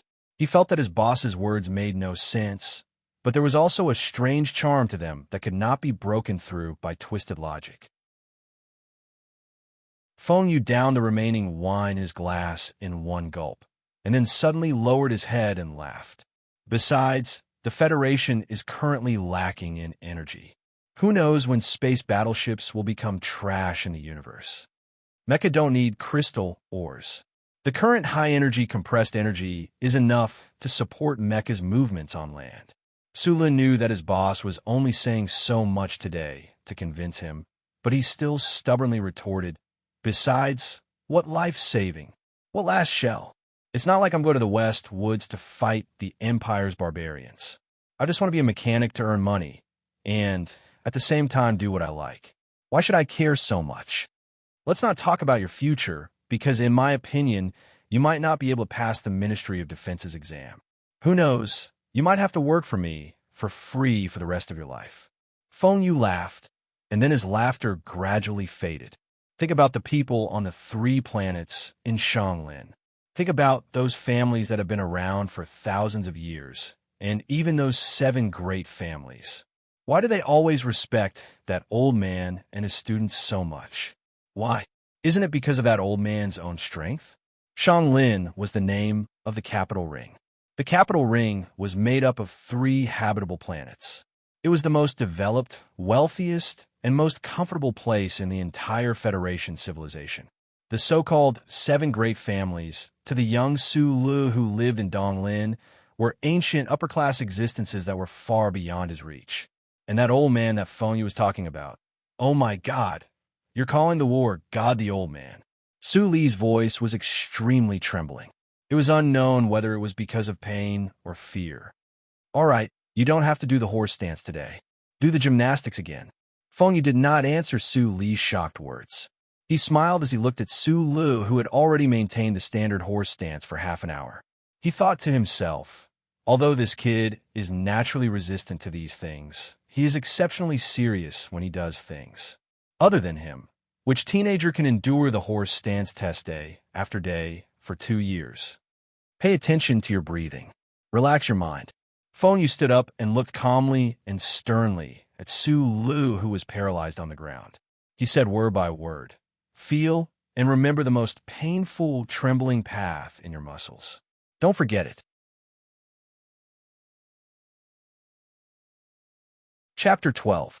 Standing on the slope of the mine pit, facing the quiet night sky of the west, with the dark red city of beasts behind him, the stars in the sky of the Donglin region were so dim, as if there were endless layers of gauze shrouding the highest part of the atmosphere. In such an environment where the light was dim and changing, Su Li's blurry figure was constantly twisting and stretching. According to certain routines, he stuck out his foot, twisted his waist, lowered his body, threw a punch, turned his wrist, and extended his elbow. Feng Yu watched calmly from the side, not saying a word. It had been more than a year, and the teenager had already memorized this set of movements. There was not the slightest mistake.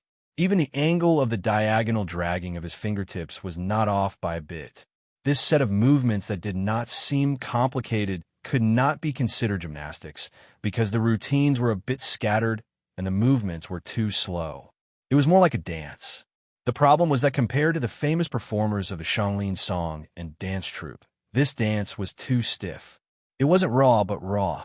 Su Li's movements had a bloody feel to them, as if they hadn't been roasted by fire at all. It was hard to chew on the muscles and bones. It was not stiff, but it was the reinforced plexiglass used in the operation room to bear the blade. It was also like the endless stones under the Donglin planet's grass. It was blindly hard, and every movement was so clean and neat. This stiff dance was broken down into roughly 10 movements, and every 2 movements were taken in opposite directions. In the end, Su Lu seriously retracted his right foot and squatted in a strange position. Only then did this set of movements completely end. It did not seem complicated, and the amount of movement was not that big, but Su Li's face was covered with a layer of hot steam. Under the night sky of the Donglin region, he exuded a red glow. Sweat soaked his back and dripped down the corner of his tight vest. It was obvious that such a short time of movement had cost him a lot of energy. Su Lu breathed slowly, and for a long time he could not speak. The youth's originally thin body seemed to be filled with a hidden strength at this moment. The lines of his body were very beautiful. Who knew what this body would look like in a few years' time when he fully became an adult? The reason he remained silent was not only because he was tired, but also because the 600 muscles in his body were completely occupied by soreness. Su Lu did not even want to move a finger. At this moment, every muscle fiber seemed to be breathing, expanding, and rubbing against each other. Like the friction between metal and porcelain, it was extremely painful and bitter. After the sourness, there was a burst of completely spontaneous trembling that seemed to rise from the depths of Su Li's heart. It followed the path formed by the muscles, nerves, and connective tissues, and spread out in all directions. It was like the beating of a drum, shaking every tiny part of his body, causing small protrusions to appear on his exposed skin. Then they disappeared, as if there was an invisible force that was sliding on his skin. His trousers began to tremble in the windless night, covering the fact that his legs were trembling nonstop. Su Lu understood why the silk muscles would heat up on their own, creating the illusion of friction. He did not know that it was because the muscle fibers of the human body were originally made up of 2 filamentous proteins that were entangled together. Of course, he did not know why these muscles were trembling, what they meant, and what they were used for. He only firmly remembered the words of the repair shop owner. He had to remember the pain in his heart, and he had to remember the path of soreness and trembling.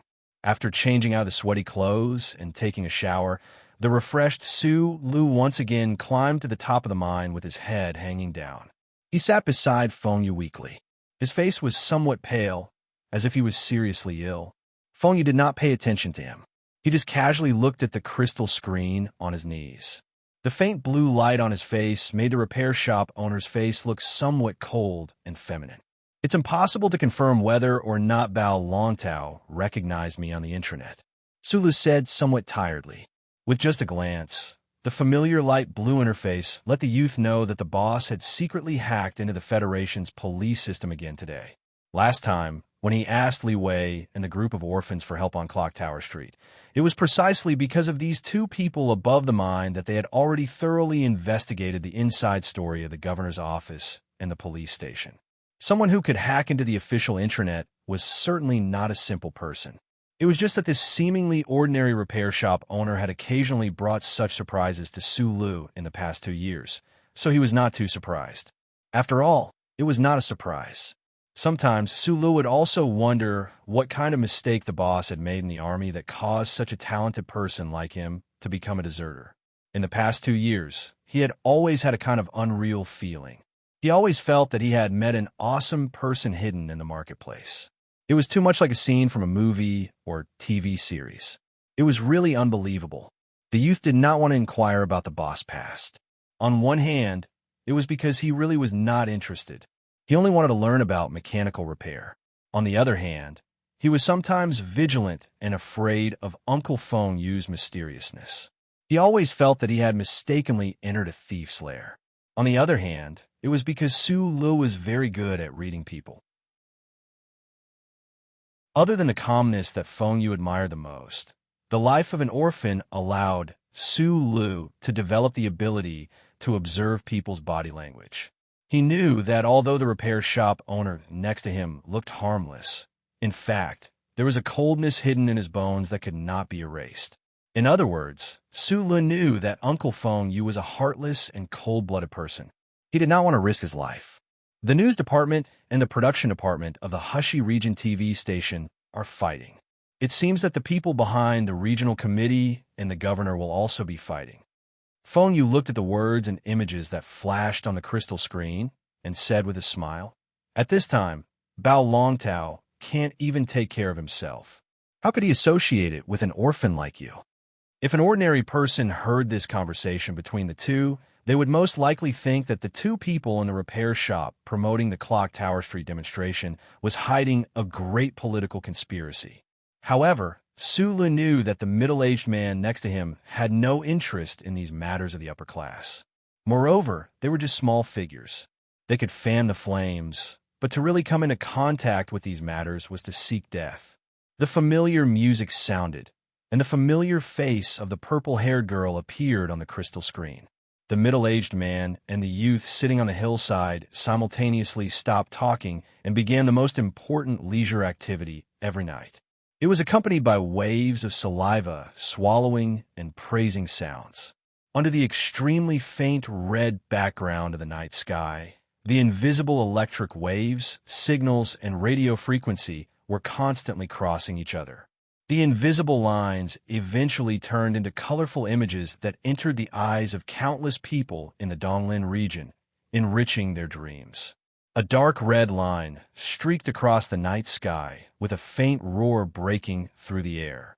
It was probably the military patrolling the sky with fewer and fewer people. A few wild black cats were drilling in and out of the natural rock tunnel under the electronic wall.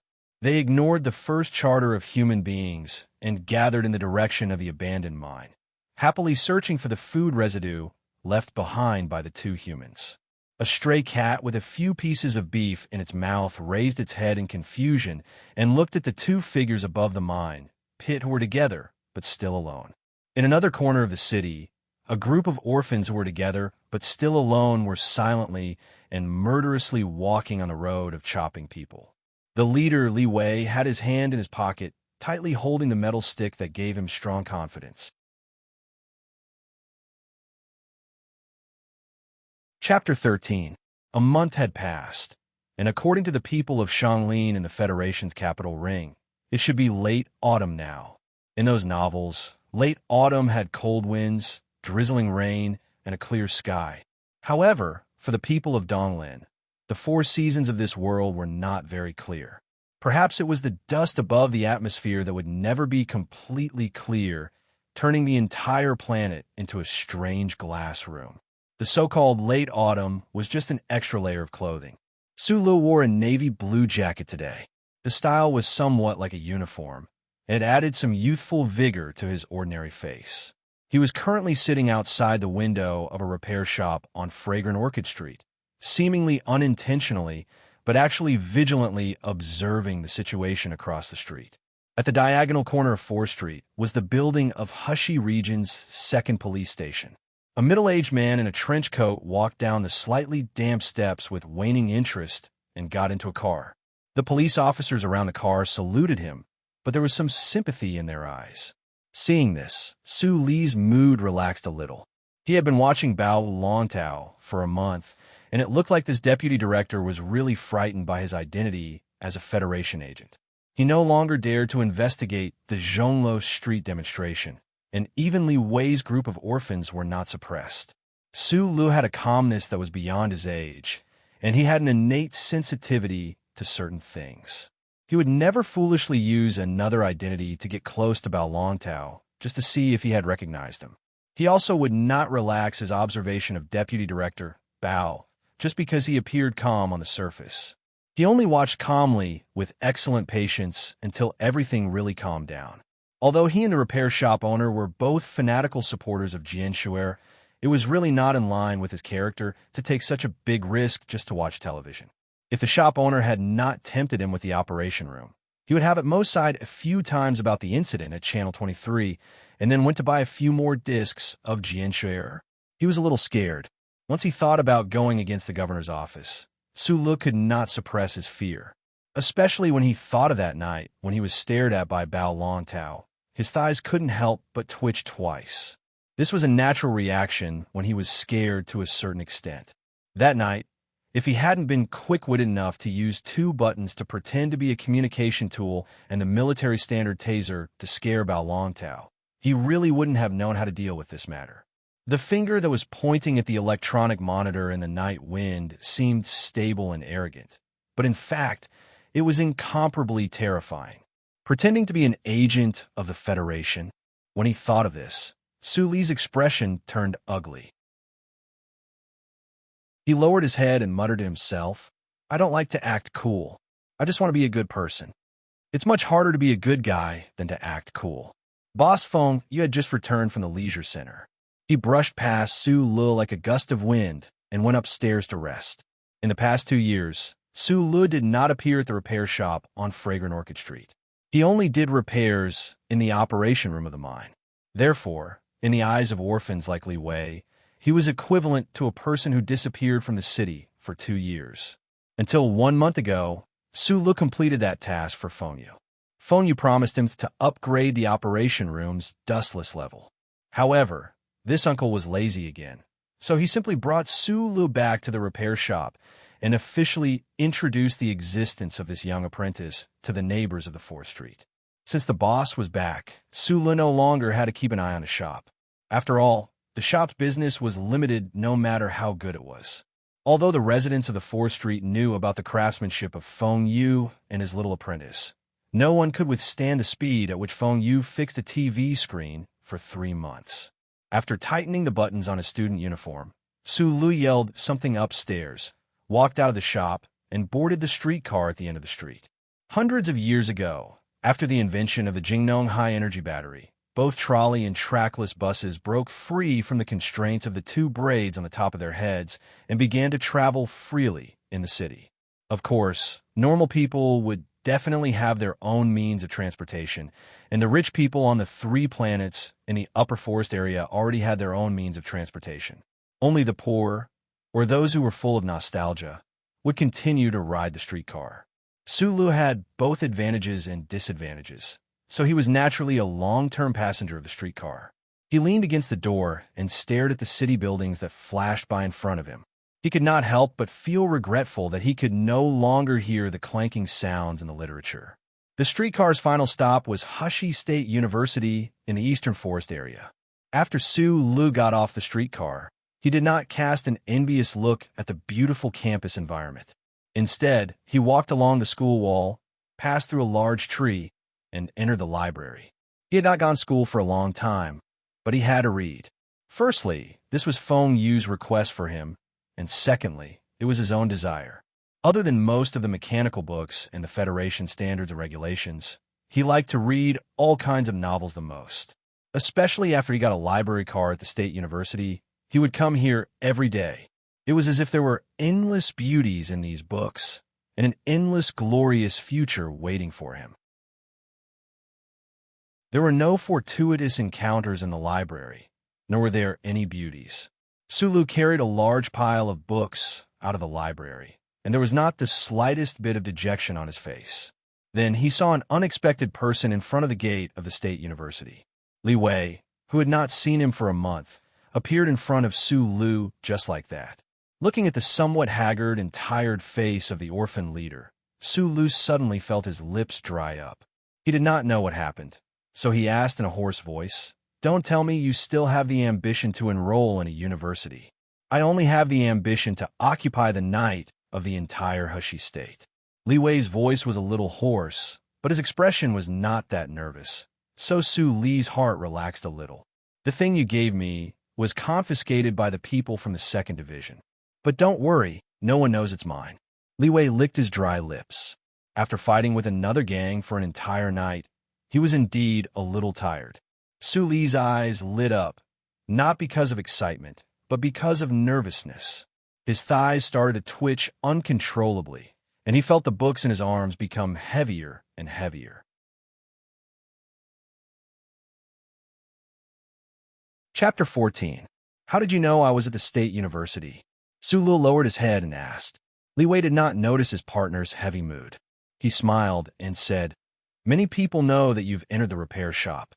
I thought that although there wouldn't be any trouble, it was something you worked hard to make, so I had to let you know."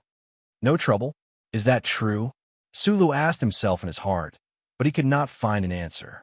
The stun baton was made with military technology. If the police really wanted to investigate, would they find out that he was the culprit? Would they find out that he was a deserter? He should be angry at Li Wei for losing the stun baton because he had repeatedly told him to do so. However, looking at Li Wei's satisfied and tired face, Su Li's heart softened, and he did not say anything. He heard that Li Wei's group of orphans had been fighting for territory for the past month. They were probably tired. There should be a lot of weapons in the black market from the military. The stun baton was hidden in the crystal scroll. Although it was ingenious, it should not attract too much attention. Sulu comforted himself in his heart. He patted Li Wei's shoulder and said seriously, "Just pretend that you never saw that thing, but I'll say it again. Don't always think about fighting and killing. You still need to find a proper job in the future." "What proper jobs are there in Donglan now? Didn't you see what the students were arguing about in the streets today? The unemployment rate is already 30%. And that's not including the seniors who took care of after the Crystal Mining Union went bankrupt." Li Wei touched his curly blonde hair and said stubbornly, "I want to stand out. I don't want to live on welfare for the rest of my life." Demonstration? Sulu was taken aback. There were very few people in the Donglan district who were interested in politics. The incident at Zhonglo Street was already considered a big event. How could there be students who didn't study hard but wanted to march? A lot of people went to watch the show. I heard that it was organized by the Veteran Association. Li Wei took the heavy book from his hands and walked towards the street while explaining, "I heard that there was a problem with the election in the capital ring. The opposition parties felt that it was unfair and organized a demonstration across the Federation." "Oh." Sulu was very worried at this time, so he answered casually. He, Li Wei, and the other orphans knew nothing about politics, so they kept a respectful distance from it. They did not want to touch it, nor were they interested in it. Although there was indeed unfairness in the Federation society. For example, the upper class led by the 7 great families always had a better life than the common people. The dark oppression was always hidden under the bright cloak of law and justice. But what did this have to do with them? They had grown up in an unfair environment, so they were already used to it. It was hard for them to be hot-blooded. Back at the repair shop on the 4th Street of Xianglan Avenue, Sulu hesitantly told his boss, Feng Yu, about the police intercepting the taser batons. To his surprise, Uncle Feng Yu was not worried at all. He seemed to think that his identity as a military mechanic who defected would never be exposed. In fact, this was indeed the case. In the next 10 days or so, other than the shock of the Federation's demonstration, Nothing new happened in the Donglin district. The use of military weapons in gang fights was just a small matter that could happen anytime and anywhere in the Federation society. No big shot would have the time to cast their eyes on this small repair shop. However, Sulu was still cautious. He always felt that there was an uneasy feeling. He always felt that the taser batons that had fallen into the hands of the police would bring him some kind of trouble, but he did not know whether this trouble was big or small. Therefore, he began to actively strengthen his practice of that set of movements. He often returned to the mine to accompany the stray cats and kept performing the stiff dance. One day, Feng Yu looked at him, who was sweating profusely, and said sarcastically, "Didn't you always think that individual strength is useless in front of metal machinery?" Su Lu closed his eyes and felt the trembling of every muscle in his body, as well as the trend of the trembling becoming more and more obvious. He tried to find the true effect of this trembling. With a trembling voice, he gritted his teeth and said, "Until now, I haven't changed my mind. But the problem is that if the police really come to arrest us, you don't have the money to buy me a mecha, of course. Even if you did, I wouldn't use it. Other than making myself stronger, what else can I do?" "You're still worried about that taser baton?" Feng Yu frowned. He did not understand why this child was so cautious. He suddenly smiled and said, "Don't forget about the chip behind your neck. Under the light of the first charter, if the police really want to arrest you, where can you run to? Could you go to Bermuda as a refugee, or go to the Empire as a traitor?" The electronic surveillance network spread throughout the entire Federation society. In theory, it could control the occurrence of all criminal activities. Sulu did not panic when he heard this. He said seriously, "The gang is still here.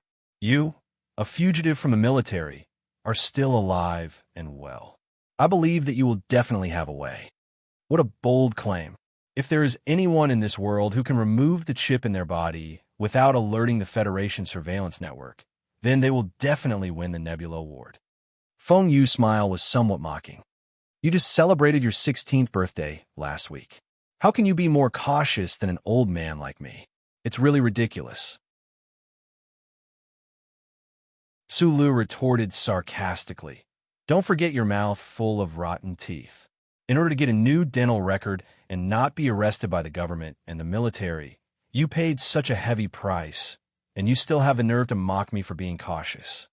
Feng Yu helplessly shook his head and did not refute. The days were peaceful. Even Su Lu was beginning to think that he was too timid. The two people in the repair shop did not know that in this city, there was another person who was in the same predicament as them. This person was the deputy chief of the 2nd police station, Bao Longtao. Ever since he embarrassed the governor's office a few months ago, his influence in the police station had been greatly weakened. "I actually need to write a report to get a piece of evidence, and this report actually needs 2 months to be approved." Deputy Chief Bao looked at the metal shaft in the vacuum bag on the table and laughed self-deprecatingly. With his position, if it was in the past, he would not have needed to go through so much trouble. Thinking of this, his hatred for the orphans in his heart grew even stronger.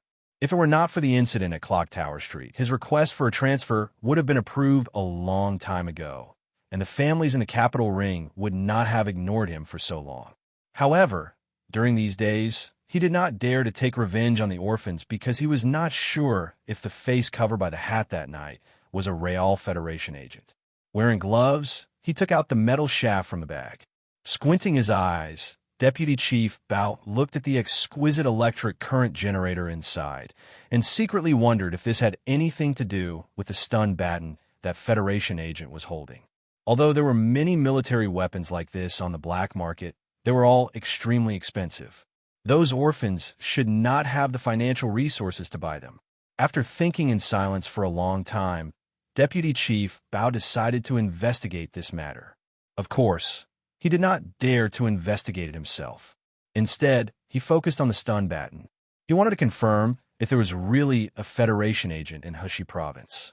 Deputy Chief Bao had a few comrades in the Research Institute in the Capital Ring who should be able to help.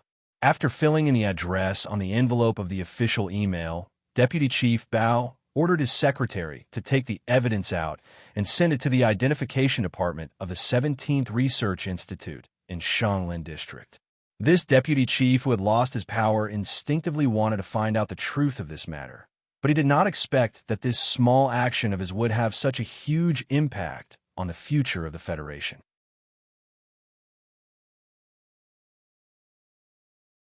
Chapter 15. Human civilization, regardless of the time period, space, or whether there were historical records, as long as the structure of society was initially established, it would inevitably fall into layers of bureaucratic encirclement. The Federation, which had more than a dozen habitable planets and a large number of resource planets, was no exception. Due to the large population and the expansion of the territory into space, this bureaucratic encirclement appeared to be even thicker. An official mail package from a second police station in the capital of Hushi State in the Eastwood region embarked on its long journey under the encirclement of bureaucratic encirclement. Right before it departed, it was stamped by 3 departments in Hushi State and went back and forth twice between the aviation department and the logistics department before it boarded the spaceship to the capital ring. 3 months later, this official mail package arrived at the administrative planet of the capital ring, which was also the place the Federation people called Shanglin. It lay quietly in a clean and tidy box, sitting silently in the corner of the car. After leaving the airport, it traveled all the way through the express highway between the green forest and beautiful buildings. After 4 hours, it arrived at a government agency outside the capital. The Information Receiving Department of the 17th Research Institute of the Federation signed the receipt, then categorized the package and put it on an automatic document transmission belt.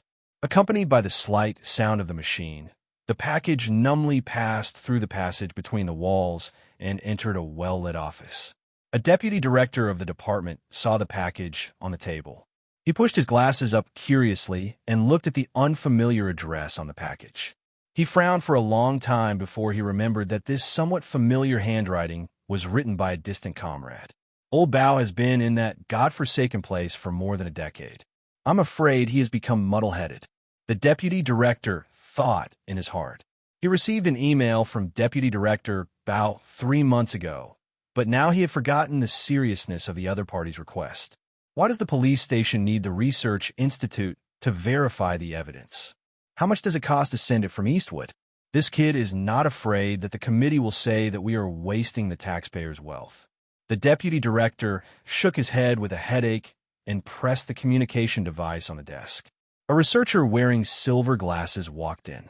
His hair was white, and it seemed that he had been in the 17th Research Institute for a long time. The middle-aged researcher looked at the deputy director and asked, "Director, what's the matter?" Here is a piece of evidence sent by the Donglin Police Headquarters.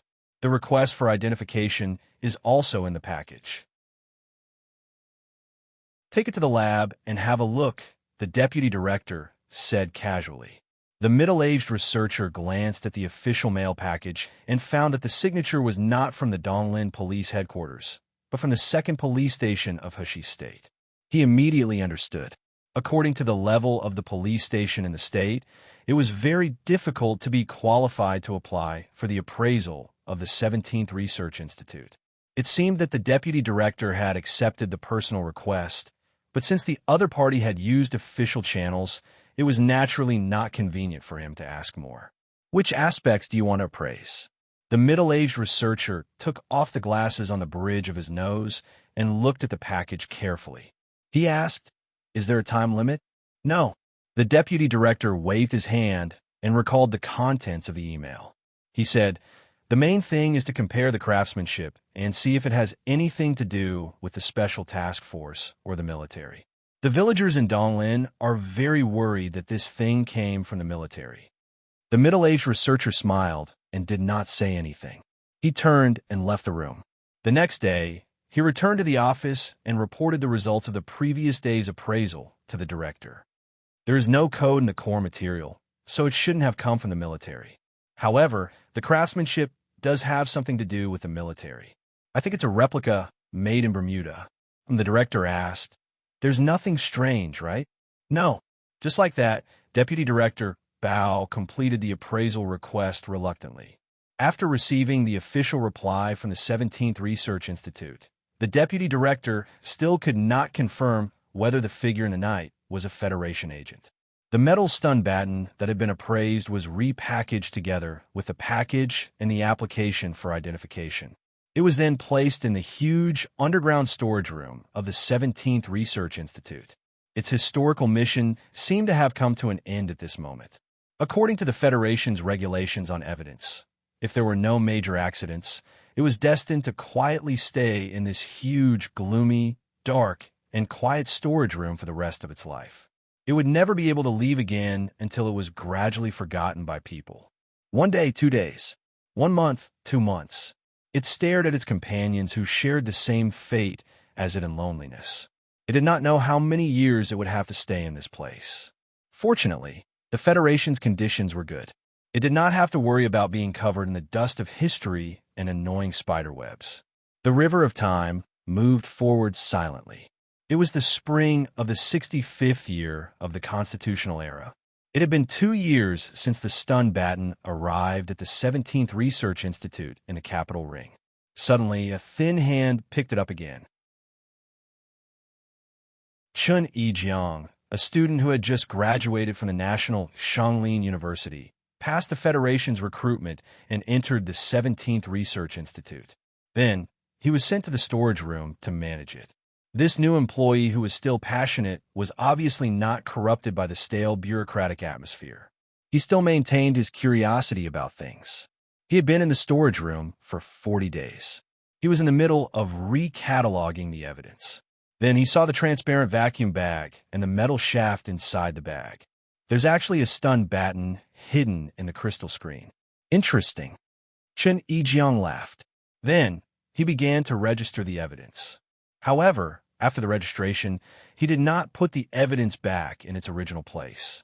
This was because he especially liked to make small things by himself in school. At this time, he felt that this evidence was very interesting, so he was interested in studying it. As the research deepened, it was normal for the Federation to re-examine the evidence. However, no one was willing to do this kind of extra work without overtime pay. 3 days later, Chun Yi-jiang, whose eyes were full of joy, finished a paper and posted it on the Research Institute's website.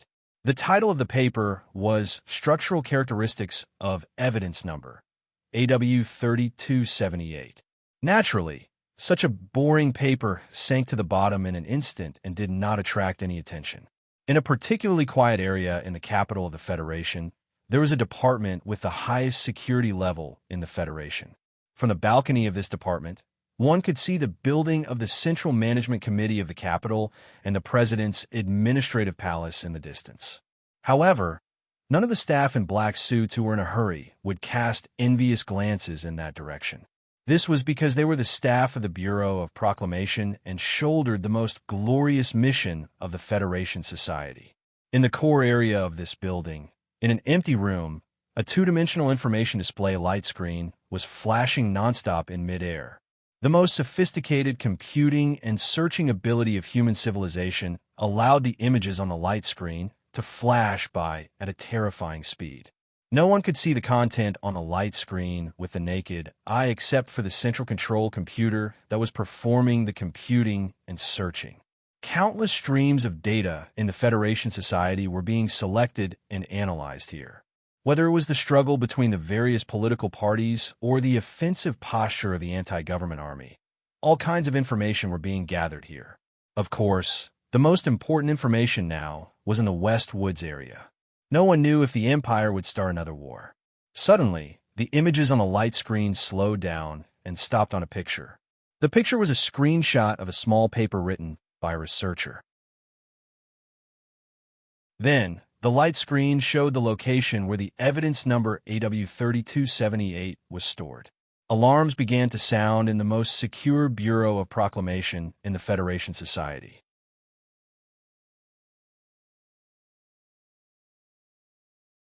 Chapter 16. Beep, beep, beep, beep. The gentle yet urgent alarm rang through the entire Bureau of Proclamation. The staff in black suits raised their heads in astonishment and stared at the crystal screens in all directions of the building.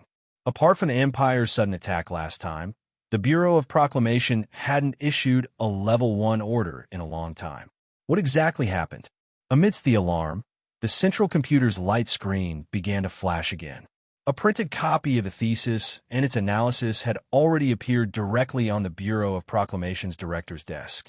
The alarm that had already shocked the entire Bureau of Proclamation didn't cause the old man's expression to change in the slightest. He coldly glanced at the contents of the document, and the corners of his lips curled slightly. After disappearing for 12 years, he finally showed his tail. The Bureau of Proclamation's director wasn't shocked by the name on the document. In his long life, who knew how many major events he had encountered, the director handed the document to the civil official beside him, stood up, and ordered, "Notify the President's office and the Ministry of National Defense." The civil official was a middle-aged man. He took down his windbreaker from the hanger and draped it over his immediate superior. His heart was slightly shocked. The alarm that rang through the Bureau of Proclamation was enough to prove that the current situation was determined by the central computer to be a Level 1 incident. However, the director didn't seem to care. But if he really didn't care, why did he notify the President's office and the Ministry of National Defense? The Bureau of Proclamation's director leaned on his cane and walked along the quiet passageway toward the outside of the Bureau of Proclamation. The middle-aged civil official silently followed behind him. His eyes quickly swept over the document, and then he saw that name. Euphone. Euphone. The middle-aged civil official's pupils immediately constricted. He thought of the war from more than 10 years ago, as well as the most shocking event of that war. It turned out that the central computer had found Yufeng's whereabouts. No wonder the director immediately notified the President's office and the Ministry of National Defense. Back then, the former president swore in front of the cameras of the Federation's television station that he would definitely capture this traitor who colluded with the Empire and buried more than 10,000 elite soldiers of the Federation. The Ministry of National Defense, on the other hand, was under enormous pressure because of the appearance of such an unforgivable traitor in the military. If they were to find out that the mechanic, Yu Feng, was still alive and well in a certain street in Donglin District, the entire military would probably be enraged. Through the portable communication device, he immediately notified the President's office and the Ministry of National Defense. The middle-aged civil servant took a few steps forward and stood behind the director. He said in a low voice, "The meeting is at 2 o'clock in the afternoon. I'm going to play golf with someone this afternoon." The director waved his hand and continued to walk forward with the help of his crutch. He did not even stop walking. The Bureau of Proclamation found the mechanic. As for whether the Department of Defense sent the army or the President sent the special task force to capture him, what does that have to do with us? You will attend the meeting in my place this afternoon. The middle-aged civil servant was stunned. His current position was only the assistant to the director. According to the secret meeting of the Bureau of Proclamation, he had no right to speak on behalf of the Bureau of Proclamation. But out of habit, he did not object, nor would he fearlessly criticize the director for only thinking about playing golf under such circumstances. He calmly replied, "Yes, I understand." The middle-aged civil servant respectfully watched the director's old but still tall figure disappear around the corner. Only then did he stand up straight. He was not surprised by the director's calmness or even indifference. He did not find it strange that the director ignored the joint meeting in the afternoon. It was because he knew that, as the director of the Bureau of Proclamation, he had enough qualifications to look down on the aides in the President's office and the officials in the Ministry of National Defense. Moreover, the family behind the old director was one of the oldest and most respected among the 7 great families. The old director of the Bureau of Proclamation sat on the battery-powered scooter behind the building. He tossed his crutch to his secretary and looked back at the building he had been in for many years. A trace of doubt and unease suddenly welled up in his heart. That mechanic, Yu Feng, was indeed the most famous traitor in the Federation's 300 years of history. But this kind of thing could have just been sent directly to the Ministry of National Defense, which had been accumulating anger for more than a decade. Why did the central computer have to send a first-level command? A trace of inquiry flashed through the director's pair of deep and calm eyes. In the eyes of these important figures in the Federation's upper echelons, no matter what kind of heinous and earth-shattering things the mechanic, Euphone, had done in the past, he was still just a small character. He was not willing to spend any more time on this matter and stopped thinking about it. Not long after he left the Bureau of Proclamation, in the Bureau of Proclamation's most heavily guarded central control room, the light screen was still flashing incessantly. In the empty room, there was a strange smell. A line of small words flashed on and off at the bottom of the light screen. There was no record of anything. The line of small words read, "First-level target, re-entering vision." At 12:15, an entirely black fleet of vehicles entered the 17 Research Institute in the outskirts of the capital. Under the shocked gazes of the bespectacled researchers, the staff of the Federation's Investigation Bureau sealed off the storage room and brought back the researcher, surnamed Chunt, who had just graduated from university, for investigation. At the same time, the evidence serial number AW3278 was also carefully sealed. Meanwhile, the deputy director in charge of this matter also helplessly boarded the black car. At 2 in the afternoon, a small meeting was held on the 3rd floor of the Bureau of Proclamation. The middle-aged civil official who represented the director of the Bureau of Proclamation at the meeting distributed the documents to the heads of the various departments who were already in the know. Then, he calmly said, "The central computer has given a first-level command. Although it is a machine's analysis, there should be some logic to it. Although it has already been more than a decade, the Federation will definitely not allow any criminal to escape the punishment of the law, let alone the fact that Euphone committed the crime of treason." A colonel from the Ministry of National Defense said, with a gloomy expression, "This is a disgrace to the military. The minister has instructed that this matter must be handled by the Ministry of National Defense. It's not a problem who is in charge. The president's office had only sent a mid-level official today." He looked at the colonel from the Ministry of National Defense and said seriously, "The key is to capture that person. Mr. President does not know about this matter for the time being. The security consultant believes that since this mechanic was a top student in the military academy and had many friends in the military, and because of these connections, he was able to escape, this arrest operation should still be handled by the Special Task Force, with the Ministry of National Defense assisting.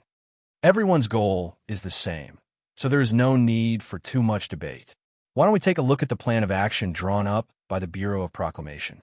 The middle-aged civil official from the Bureau of Proclamation calmly pressed a button, and the plan appeared on the large screen on the wall. Although this mechanic is a minor character, if we want to capture him and bring him back to the capital for trial, it will not be so easy. The central computer recommends this operation will be carried out by the 4th Military Region of the West Woods, with the assistance of the East Woods Police Headquarters. The 4th Military Region. The colonel from the Ministry of National Defense nodded, very satisfied with this arrangement. Since it was a suggestion from the Bureau of Proclamation, the president's office would not have much of an opinion. What if there is resistance? The official from the president's office said with a gloomy expression, "This mechanic is not only a disgrace to the military, but also to the entire Federation. If there is any resistance, kill without mercy."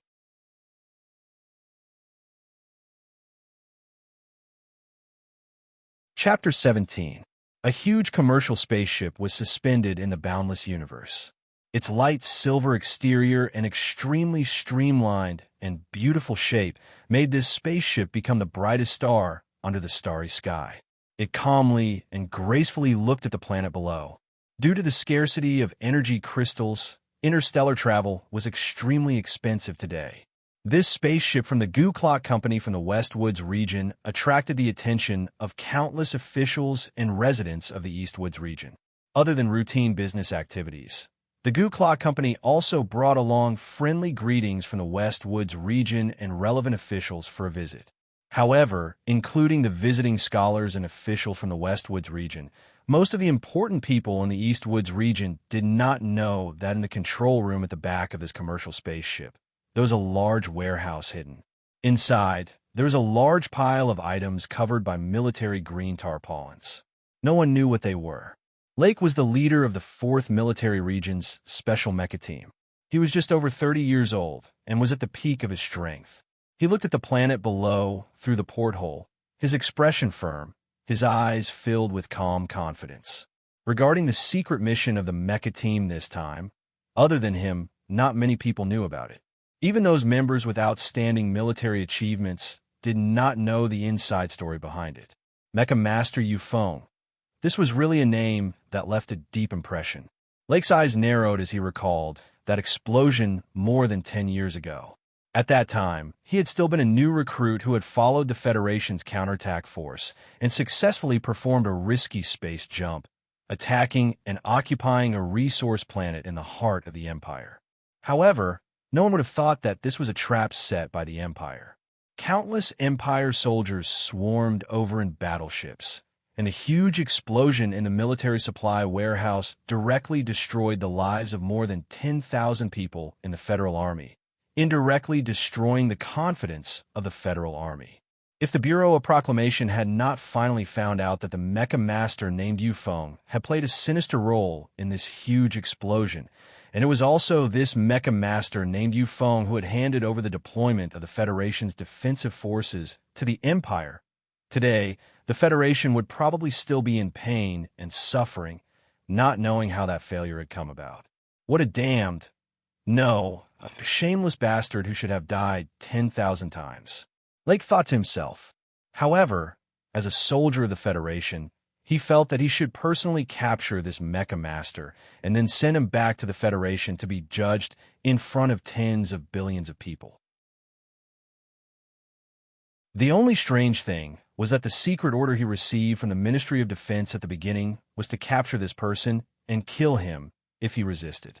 However, on the second day after he arrived in the airspace above the Donglin district, he received a new order to execute this traitor directly. This order was sent directly through the highest level of intelligence channels, so Lake did not have any suspicions, nor did he have any thoughts of resistance. He put on his sunglasses and looked at the pictures and words that flashed across the lenses. The corners of his lips curled up slightly. Class 1 Fugitive Yufeng, alias Feng Yu, hid in a repair shop in the 4th Street of Xianglan Avenue, the capital of Heshi State in the East Woods region. He repaired electrical appliances for a living. Lake's curled lips gradually smoothed out. He already knew enough about this Mecha Master. His social connections were all in the data. However, he did not understand why this traitorous Mecha Master had hidden in the East Woods region for more than 10 years instead of choosing to go to the Empire to enjoy the rest of his life. After confirming the Mecha Master's location in the East Woods region for the last time, Lake slowly turned around and said coldly to the 10 team members behind him, "All of the target's social connections are already under the surveillance of the East Woods Region Police. All we need to do is kill him." "Yes, sir," the 10 team members replied swiftly, causing the entire cabin to reverberate with a murderous intent. Lake took off his sunglasses and pressed the transmitter in his hand. A radio wave was sent to the East Woods region. From this moment on, the East Woods Region Police Headquarters began to sweep the periphery, while the East Woods Region Garrison received direct orders from the Department of Defense to secretly cooperate with this group of people. Don't underestimate your opponent. The data you see now is not complete. This Mecha Master named Yufeng has never obtained a perfect grade in the 2nd Military Academy, but that is because he is not a student at all. He is the first military instructor in the history of the military academy who has never studied before. Lake looked coldly at his subordinates who were reading the target's data for the first time and said fiercely, "Back then, the Federation sent out 100 elite soldiers to capture him, but he still managed to escape. If any of you dare to be careless, I will kill you directly." After saying this, he walked to the front of the green military tarpaulin, took a deep breath, and forcefully lifted the tarpaulin, revealing the strangely shaped, metallic, murderous mecha. "Move out." Soothing piano music was playing in the coffee shop at the corner of the street. Sulu, whose face was full of smiles to the point that his eyes were almost disappearing, strolled along Bell Tower Street to the music while greeting his neighbors in a friendly manner. Indeed, the word strolling should be used because the tips of his feet seemed to be dancing in some kind of dance, completely unlike the steady and honest appearance he used to have. 2 years had passed, and the lives of the residents of the East Woods region had not changed much. The coffee shop had not changed, and the bar had not changed. The passage of time seemed to have left no trace in this city at all. However, Sulu had changed a lot. He was the same as the purple-haired girl in the distant capital ring, 2 years older. It was just that Jian Shui'er's birthday had the entire Federation's infatuated people paying attention to her, but Su Li's growth, no one cared. Except for himself. In the past 2 years, he had followed the owner of the repair shop to learn about mechanics and brought back countless books from the state university to enrich his brain. Every night, he would perform the horse stance and perform a stiff dance. Even someone as slow as him could tell that his body was becoming more and more like the #1 machine that Feng Yu had described. It was becoming more and more obedient to his own commands. In the past 2 years, the residents of Bell Tower Street and Xianglan Avenue knew that there was a kind, studious, and hard-working young man in the repair shop. However, Su Lu himself did not feel anything. He just lived an honest life, and when he saw that his neighbors needed help, he would lend a hand. The reason why he was so happy today was because he had successfully passed the written test of the National Defense Department's military officer recruitment exam and entered the second round of conscription process. He had just celebrated with a black market beer with Li Wei. When he thought of joining the army and learning in the capital ring, Su Lu felt that he was one step closer to his life's dream. Therefore, a rare joy appeared on his face. When he saw an old man at the corner of the street who was afraid of the sparse traffic, he naturally went up and held the old man's arm. "I'll send you there," Su Lu said with a smile. Then, he walked across the street and found that he had sent himself into danger in the alley leading to the repair shop. A group of fully armed soldiers wearing standard helmets and dark-colored silk bulletproof vests surrounded him. The terrifying smell of iron and blood was particularly frightening in the quiet environment. Black, gloomy, and hard gun barrels were aimed at Su Li's head. The nearest gun barrel was directly poked into his temple, and it was extremely painful.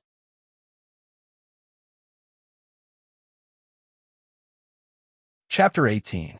Because of the existence of space dust, the sky in Donglin District was never bright and blue like a picturesque scene. Naturally, it was difficult for the blazing sunlight to dazzle people. But at this moment, Su Lu thought he was dazzled by the sun. Otherwise, why would there be a large group of wolf-like, fully armed, and ice-cold soldiers in the quiet Zhonglo street?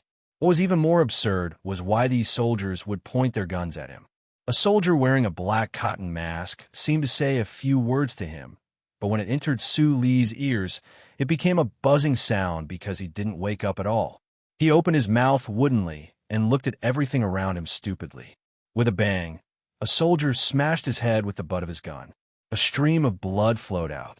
Su Li's body swayed, but he didn't fall to the ground. Instead, it was the smell of blood and the pain on the left side of his head that made him wake up. He confirmed that he was in an extremely absurd situation. This group of fully armed soldiers were pointing their guns at him. The gun barrel that was still pressed against his temple was incomparably cold and hard. Su Lu was naturally calm and steady, but after all, he was only a 17-and-a-half-year-old orphan.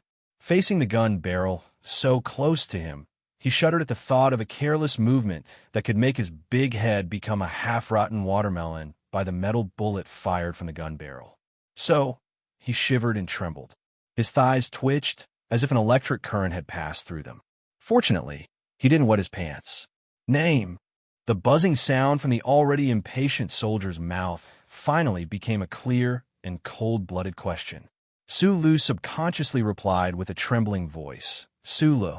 A flat metal detector extended to the back of Su Li's neck and stuck to his skin. A chill from the depths of his heart made countless small bumps appear on his skin again. Among the beeping sounds, the data collector in the shortest amount of time read the data of the chip in his neck and transmitted it back to the branch database. It confirmed his identity and all the records from his birth to this day. Target 2 confirmed. The soldier who asked the question coldly said into the communication device. Then he grabbed Su Li's hair and violently pushed him into an armored vehicle at the back of the alley. Su Li didn't struggle because he knew it was useless. Although the soldier who grabbed him didn't seem to be stronger than the bison in the sanctuary, the dozens of cold gun barrels around him were too intimidating. He did not shout for help, either. All these years, he had always wanted to pass the National Defense Officer examination, so he had a certain understanding of the military. Naturally, he could clearly distinguish that these silent and solemn soldiers were real and not daring kidnappers who dared to impersonate the Federal Army. But he did feel insulted because being dragged by the hair on the ground was a very insulting posture in itself. It only took a very short time for Su Li, whose face was covered in blood, to figure out why these soldiers had come. It seemed that Uncle Feng's identity had finally been exposed.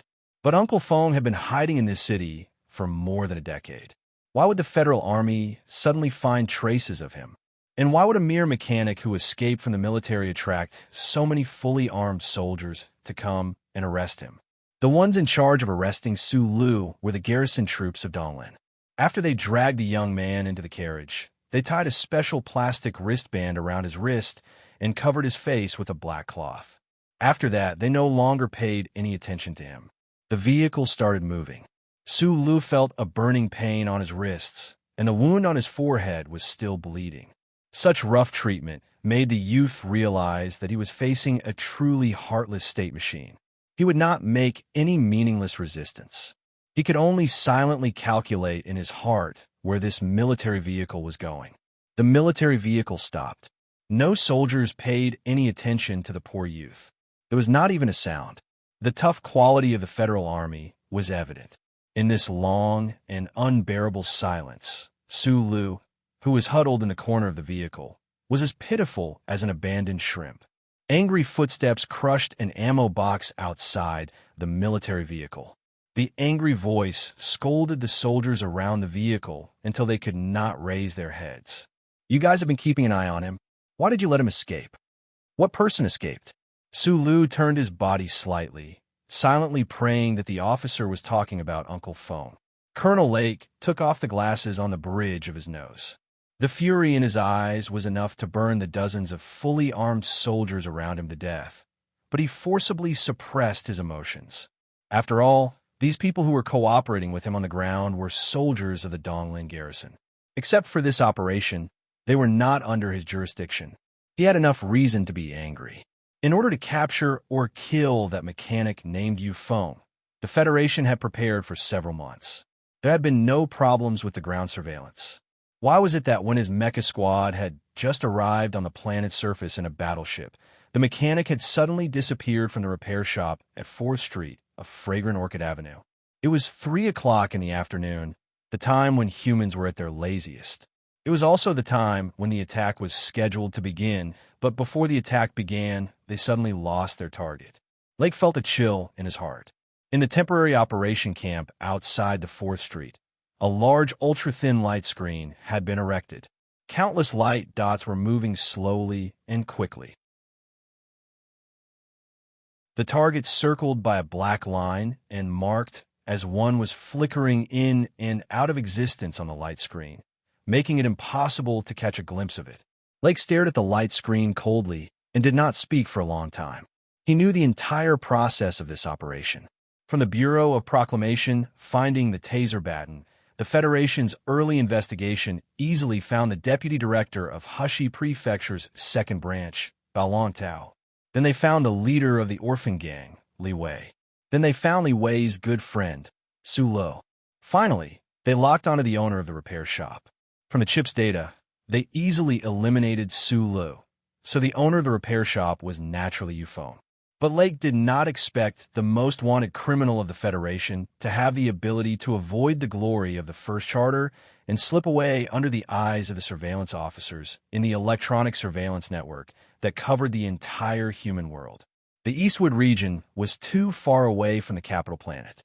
The central computer surveillance could not be real-time, and there was at least a 4-minute delay.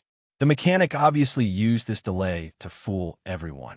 and the opponent must have a way to temporarily block the chip signal. With this thought in mind, Lake's heart became heavier. He now fully understood why the Bureau of Proclamation's central computer listed this as a top priority and why he received the order to kill the target directly. A criminal who could avoid the glory of the Charter was a terrifying figure. If the truth of this incident were to spread to human society, it would set off an unquenchable wave. Target 1 was already injured when he escaped, a military officer reported. At this time, the entire planet has completely sealed off all aircraft takeoffs and landings. He can't escape. Even if there is a 4-minute time difference, the encirclement will become smaller and smaller. At most, in one more night, we will be able to catch him. I can't wait one more night, Lake said with a cold expression. Where is the apprentice of the repair shop? Sulu, covered in blood, was brought over. Lake frowned slightly. He was not very satisfied with the methods of his Eastwood colleagues, but he knew that the situation was urgent. Naturally, he would not say much. He looked at the youth and said coldly, I want to know where your boss might be hiding. The black cloth was pulled down, and a light in the room made Sulu squint. He looked at the colonel in front of him and maintained his silence. A fist smashed into his abdomen. The intense pain almost made him vomit. However, Sulu still only squinted his eyes and looked at the soldiers around him, maintaining his stubborn silence.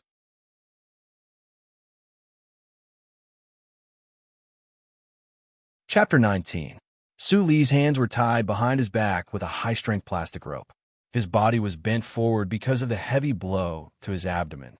It looked like a very famous ancient torture pose. Because of the pain, his face was red. The wounds that had been drying up were now bleeding again.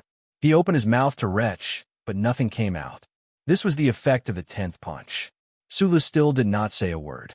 Even though he was heavily beaten to the point of kneeling on the ground, he still narrowed his eyes and looked at the colonel in front of him. He stubbornly pursed his lips and remained silent. Colonel Lake's eyes also gradually narrowed, but his face was as gloomy as before. When the Donlin garrison soldiers made their move, he did not stop them because he had to hurry and find the whereabouts of that damn mechanic. As long as he found that person, his subordinates could kill him in one fell swoop and complete the honorable mission given by their superiors. He suddenly took out a pistol from his waist and aimed it between Su Li's eyebrows. He looked at the stubborn youth and said coldly, I'll give you 3 seconds. 1, 2. Colonel Lake spoke naturally, and his actions were also natural. So natural that everyone thought he would really shoot in the next moment. The Donglin native soldiers in the temporary camp all had expressions of shock on their faces. Su Li's body finally began to tremble uncontrollably. However, after Colonel Lake said 3 times, he still only silently looked forward. His eyes were full of stubbornness and persistence. It was as if he was not afraid of the black barrel of the gun at all. Colonel Lake's pupils contracted slightly. He once again studied the youth seriously. He already had enough information on Target 2, but when he truly faced him today, he realized that all the information was not enough. Not many 17 or 18-year-old youths could face the violent intimidation of the army and still be so persistent with the threat of death. However, the youth in front of him did it. Lake lowered his head and looked at Su Li's trembling legs. He said coldly, I know you're scared, but why are you still unwilling to speak when you're already so scared? At this time, Su Lu spoke his first words after being arrested by the military.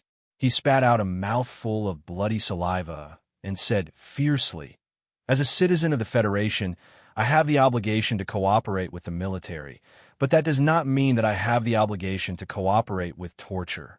Hearing these powerful words, Colonel Lake's expression changed slightly, and a complicated emotion flashed through his eyes. It seemed that even he did not expect that the reason why this young man was so stubborn was because of such a simple reason. Although the logic in this world was simple, how many people could actually persevere under the gun? Lake was silent for a few seconds.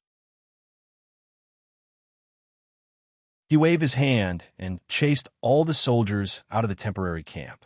In the quiet room, only he was left standing, and Su Lu was half kneeling on the ground. After a heart-stopping silence, Lake slowly said. Sulu, 17 years old, apprentice at the 4th Street repair shop. Target 2. In fact, I know you very well, maybe even better than you know yourself. I know what kind of person you are. You don't want to hang out with those orphans on the streets because you think bullying the weak is wrong. You have a good reputation in Zhonglo Street and Xianglan Avenue. Everyone thinks you're a kind person. But I didn't expect you to be such a persistent person, Colonel Lake said with a smile. Colonel Lake smiled and said, in the face of unfair and rough treatment, even if a gun is pointed at your head, you are not willing to cooperate. Such a stubborn and serious person is rare in this world. In the face of wrong things, many people are willing to persevere and resist, Sulu said with his head lowered. Colonel Lake gently clapped his hands and said with slight mockery, but the question is, what is wrong? If you think what we're doing is illegal, then I can tell you the truth. I hope you, a law-abiding citizen, can come to a conclusion based on your own judgment. Then see if you need to cooperate with our operation and tell us the whereabouts of Feng Yu. Sulu lowered his head and was speechless. In fact, he could guess where Uncle Feng was hiding. The secret of the mine, other than the two of them, no one knew. In the past 2 years, the two of them rarely went to the mine. Even if the military monitored it a few months in advance, they might have missed it. Most importantly, after years of hunting bison over the electronic fence, Sulu guessed that the blue signal jammer in Uncle Feng's hand might be able to temporarily avoid the ubiquitous electronic surveillance. It was also because Sulu was thinking that the truth Colonel Lake revealed did not shock him too much. Instead, he fell into deep thought once again. He is a traitor to the Federation. He is a thug with the lives of more than 10,000 soldiers at his hands. Under these circumstances, do you still insist that our methods are illegal? Colonel Lake looked at Sulu mockingly, using this tone and expression to continuously attack the youth's heart. I don't believe it. After a long silence, Sulu suddenly said, if he is a spy colluding with the Empire, why is he hiding in Donglin instead of the Empire? You also know that he seems to have this ability. Colonel Lake was silent because he knew that this youth was very relaxed and very simply pointed out the only loophole in this matter, which was also the loophole that he had asked himself on the spaceship. Sulu suddenly raised his head and said seriously, the court has not announced a verdict, so he is innocent, so I don't believe it. Believing was believing. An uncle who had been with him for 4 years was obviously more trustworthy than these murderous soldiers. But even so, the glory of the Federation's charter still made Suli's eyes flash with a strong sense of uneasiness. Colonel Lake noticed the change in emotions in his eyes and calmly asked, of course we need to try him in court, but the problem is that he is a fugitive. If we don't catch him, how can we bring him to justice? So whether it is for the sake of justice or for the fairness of the law, I need your help. He originally thought that his words would be able to destroy this youth's strong mental support, although he did not understand why this youth believed in procedural justice so much. However, Suli's next words completely disappointed him. You are not here to arrest him. I believe that you don't even have an arrest warrant. Sulu looked at this colonel, his eyes narrowed even more, but a sense of unswerving determination seeped out. You are here to kill him. Even if you're soldiers, you cannot kill without trial. So please forgive me. Unless I can ensure his safety, I will not reveal his whereabouts. Colonel Lake followed Suli's gaze to those dots of light on the screen. After a moment of silence, he said, how do you know that we are here to kill and not capture? These words were a tacit acknowledgement of Suli's deduction. Sulu sat on the ground, lowered his head, and said, those blue dots of light are Mecca, right? The B4 assault formation has only one purpose, and that is to kill without any way out. Since you only want to kill him, why should I help you? I remember now. You've already signed up for the National Defense Officer examination, but you studied mechanics. How could you recognize the B4 assault formation? Colonel Lake walked up to Sulu, lowered his head, and said coldly, it looks like I can confirm that you're a Yufeng student.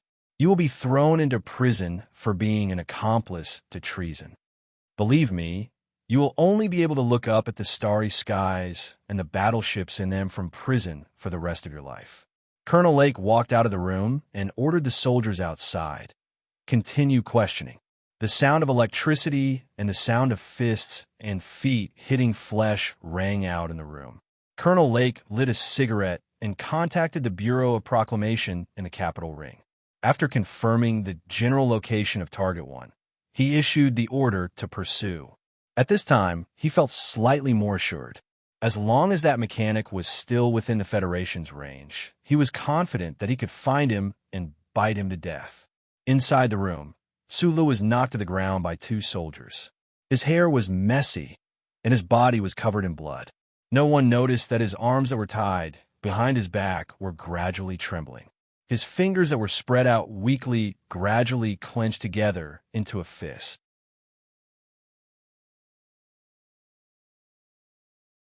Chapter 20. When Sulu heard that his boss was injured, he began to feel uneasy. Following that, an ominous feeling entered his mind, just like 2 years ago at the entrance of the state university. If the military was able to find his boss because of that stun baton, then Li Wei and the group of orphans would have been captured by now. He understood Li Wei's character very well. If he wasn't forced into a corner, he definitely wouldn't betray his good friend. Is Li Wei okay now? Human rights? What is human rights? Is it the pain in his body or the hard fists and boots of these soldiers that are even harder? Sulu did not feel any resentment. Although he had always believed in the existence of justice in the world in the past 17 years of his life, he knew even more clearly that if his boss had really committed treason, as the colonel said earlier, then in the operation to capture him, all laws and regulations and personal rights would only be overshadowed by the fury of the entire Federation and trampled under the boots of the leather boots of the entire Federation. He was a stubborn young man, but he wasn't a student whose brain was filled with empty words. He didn't expect that he would have the right to hire a lawyer at this time. On the contrary, he understood the actions of these soldiers, but this understanding didn't mean that he was willing to accept it and wasn't angry. But even if he was angry, he wouldn't look at the soldiers who beat him like a wolf cub because that kind of expression would only bring more pain. He just quietly lowered his head and endured. In his calm, there was actually a great deal of bitterness and uneasiness. Is the boss really a soldier who committed treason? Treason and desertion were two completely different concepts. Although Su Lu believed that Feng Yu wasn't a cold-blooded demon, the anger of these soldiers in front of him made him somewhat uncertain. I want to see Feng Yu and ask him face to face. If all of this is a big injustice, then I'll help him. If all of this is true. A heavy punch landed on Su Li's left cheek, causing blood to spurt out. His gums started to loosen, and the pain stopped him from thinking absent-mindedly. The soldier with the inverted triangular eyes gasped for breath and kicked Su Lu, who was lying on the ground like a dead fish. He walked to the side of the camp and picked up a bottle of water and drank a few mouthfuls. He really didn't expect that this seemingly thin and weak young man would be so resistant. Not only was his willpower firm, he didn't beg for mercy and didn't open his mouth to confess. The most amazing thing was that the young man actually didn't faint under such a heavy blow. The last punch that landed on the young man's left cheek was powerful enough to knock out half a row of teeth. In the end, the soldier's hand was hurt from the impact. Su Lu moved his neck and wiped the blood droplets hanging from his eyelashes on his left arm so that they wouldn't affect his vision. He narrowed his eyes and observed everything in the room, looking for a way to escape. After the colonel in sunglasses left, there were only 3 people left in the room. And now, there was only one person left. If he wanted to escape, he first had to break free from the plastic rope on his wrist. When Su Lu was being interrogated, he secretly tested it and found that it wasn't particularly difficult. He didn't understand why the army would use this thing to replace handcuffs. The second thing was that he had to crawl into the back window before the soldier in the room noticed him. Through the window, he could see the LED billboard in the distance. Su Lu, who was very familiar with this area, already knew that this temporary camp was somewhere outside the 4th Street. He also knew that as long as he crawled through the window and ran across the grass outside the camp, he would be able to reach the sewer entrance that was never covered. The key to everything was time. Su Lu dared to hope that when he crawled through the window, there wouldn't be a single sound. At this time, the room was surrounded by fully armed soldiers. Although there were not many people on the other side of the window, it still only took 4 seconds for the soldier to notice the abnormality to enter the sewer entrance. Any longer, and the bullets would have covered the entire area. It was very risky. Even so, Su Lu didn't want to knock down the soldier in the room to buy more time. The soldiers that appeared today were all the elite special forces of the Donglin Garrison Army. This was easily seen from their military uniform and equipment. He was very clear about the terrifying strength and killing skills of the Special Forces soldiers. A series of analysis and consideration actually only took a very short time. The soldier with the inverted triangle eyes was still drinking water with his back facing Su Lu. He had to seize this opportunity. The familiar trembling followed a familiar path and moved through the muscles of Su Li's chest and upper arm. The young man's body felt slightly hot, and his upper body trembled like extremely strange ripples. Gradually, the ripples passed to his wrist, and then turned into an extremely concentrated force. With a crisp snap, the plastic rope on Su Li's wrist broke. He climbed up from the ground as fast as he could. Using both hands to support himself, he stood in the same spot. However, he didn't run in the direction of the window.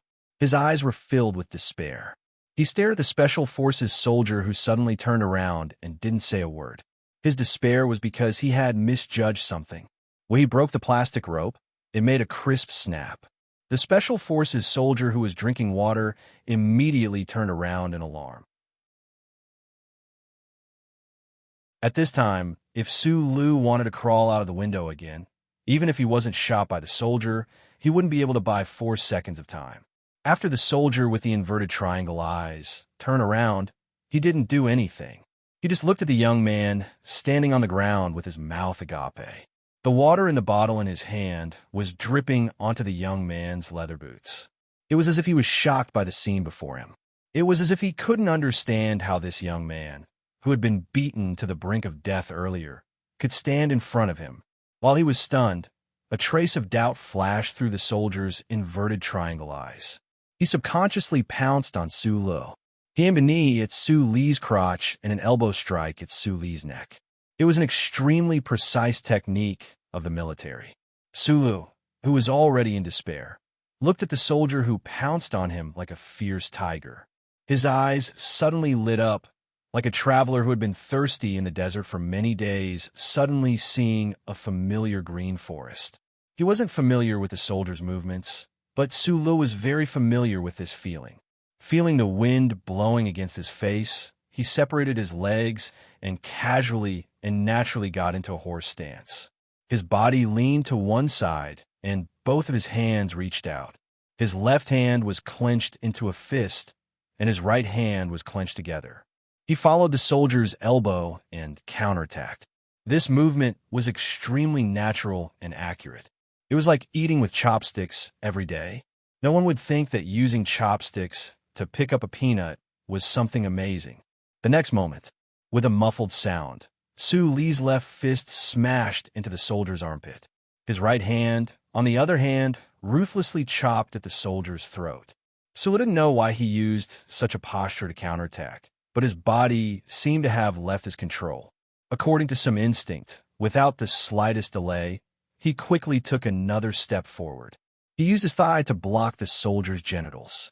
His left fist drew a curve, went around the soldier's arm, and smashed into the soldier's temple. The middle finger on his fist protruded slightly. The knuckles were slightly red, like a peanut.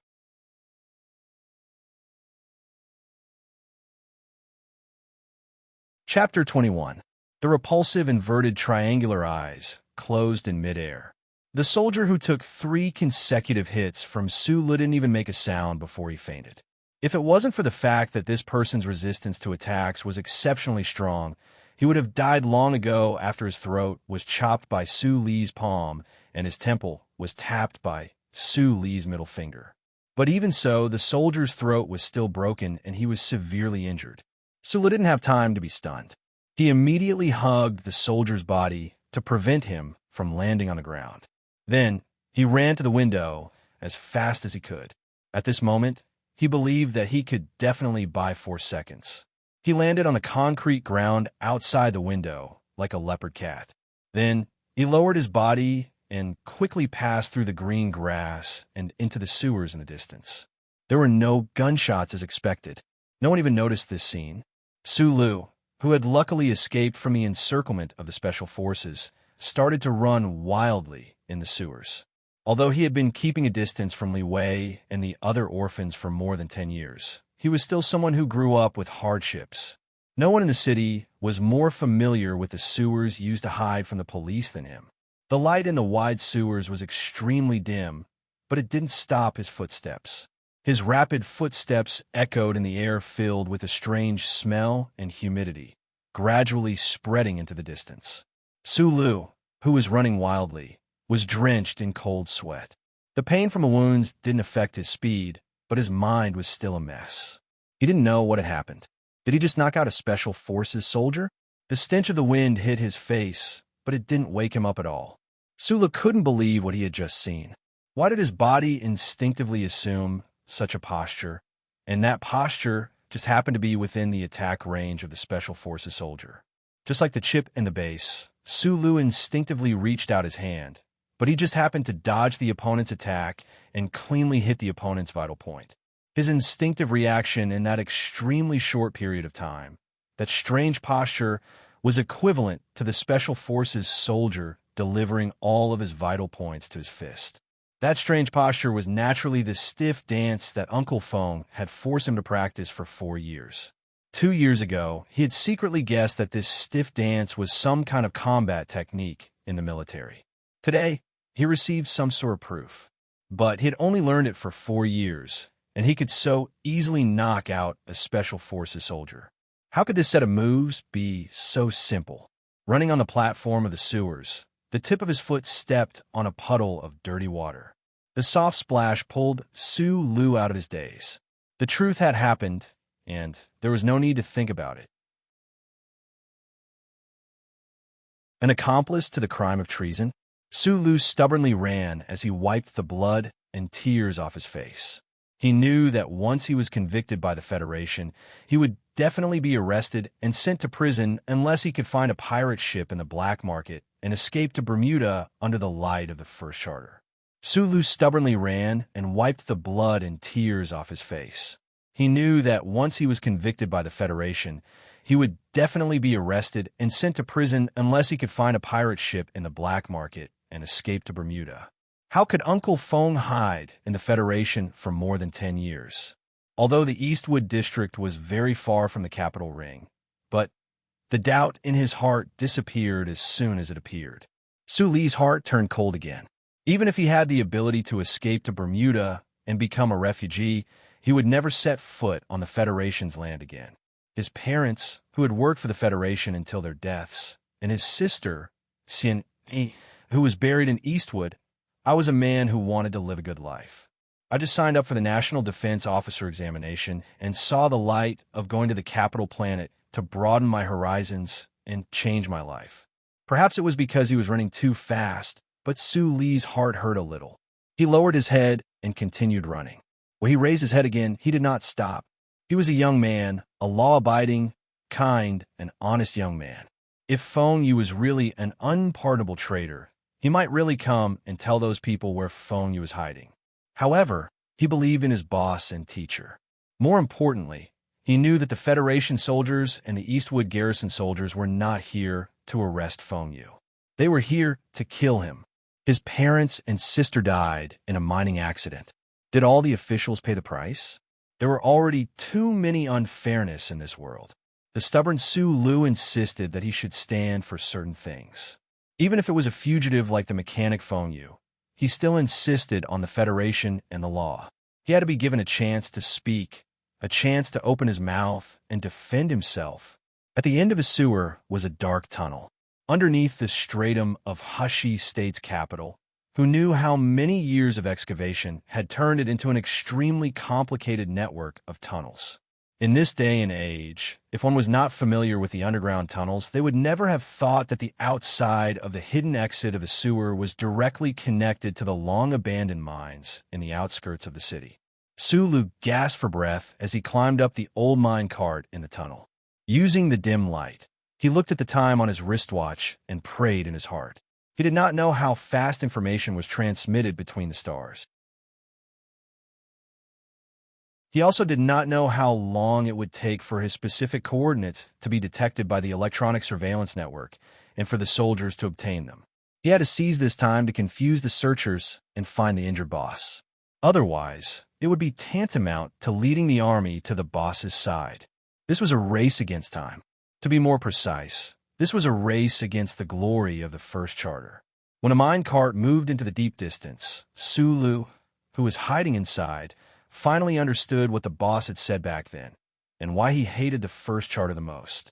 The tracking of Target 2 has already been reported.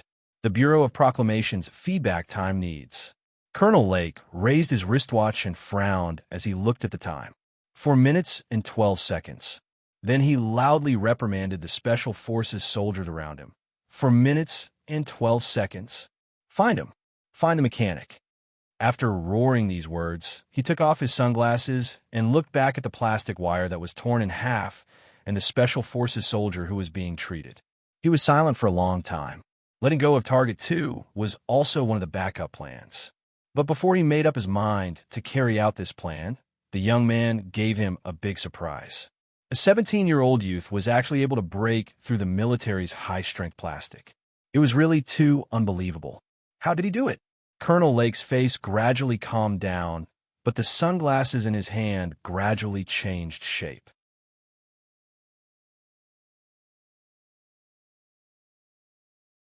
Chapter 22. Compared to breaking the high-strength plastic, the SWAT soldier's unconsciousness did not surprise Colonel Lake. How could a SWAT soldier resist a young man with such explosive power? In all his life, Colonel Lake had only seen it a handful of times. When he thought of this, Colonel Lake became even more curious and murderous toward the mechanic. Euphone, the disgrace of the army. The young man was already so strong. So how strong would the mechanic be? However, he did not waver in the slightest. Just like Sue Lee's belief, Colonel Lake did not care about the strength of the target. He believed that no matter how strong the target was, they would still be vulnerable in the face of the powerful weapons of the federal military. Throwing his sunglasses to the ground, the colonel walked to the front of the command light screen of the temporary camp and silently watched the flashing green dots on the light screen. There were also two completely different color areas. The red and blue areas represented the possible hiding places of Target 12. However, due to the time delay in locating the target, it could only gradually spread out. As the command signals from the Capitol Ring continued to be transmitted back, the red and blue areas on the light screen gradually shrank. Colonel Lake coldly watched this silent but thrilling process, waiting for the moment when the two areas on the light screen finally converged into a fixed point.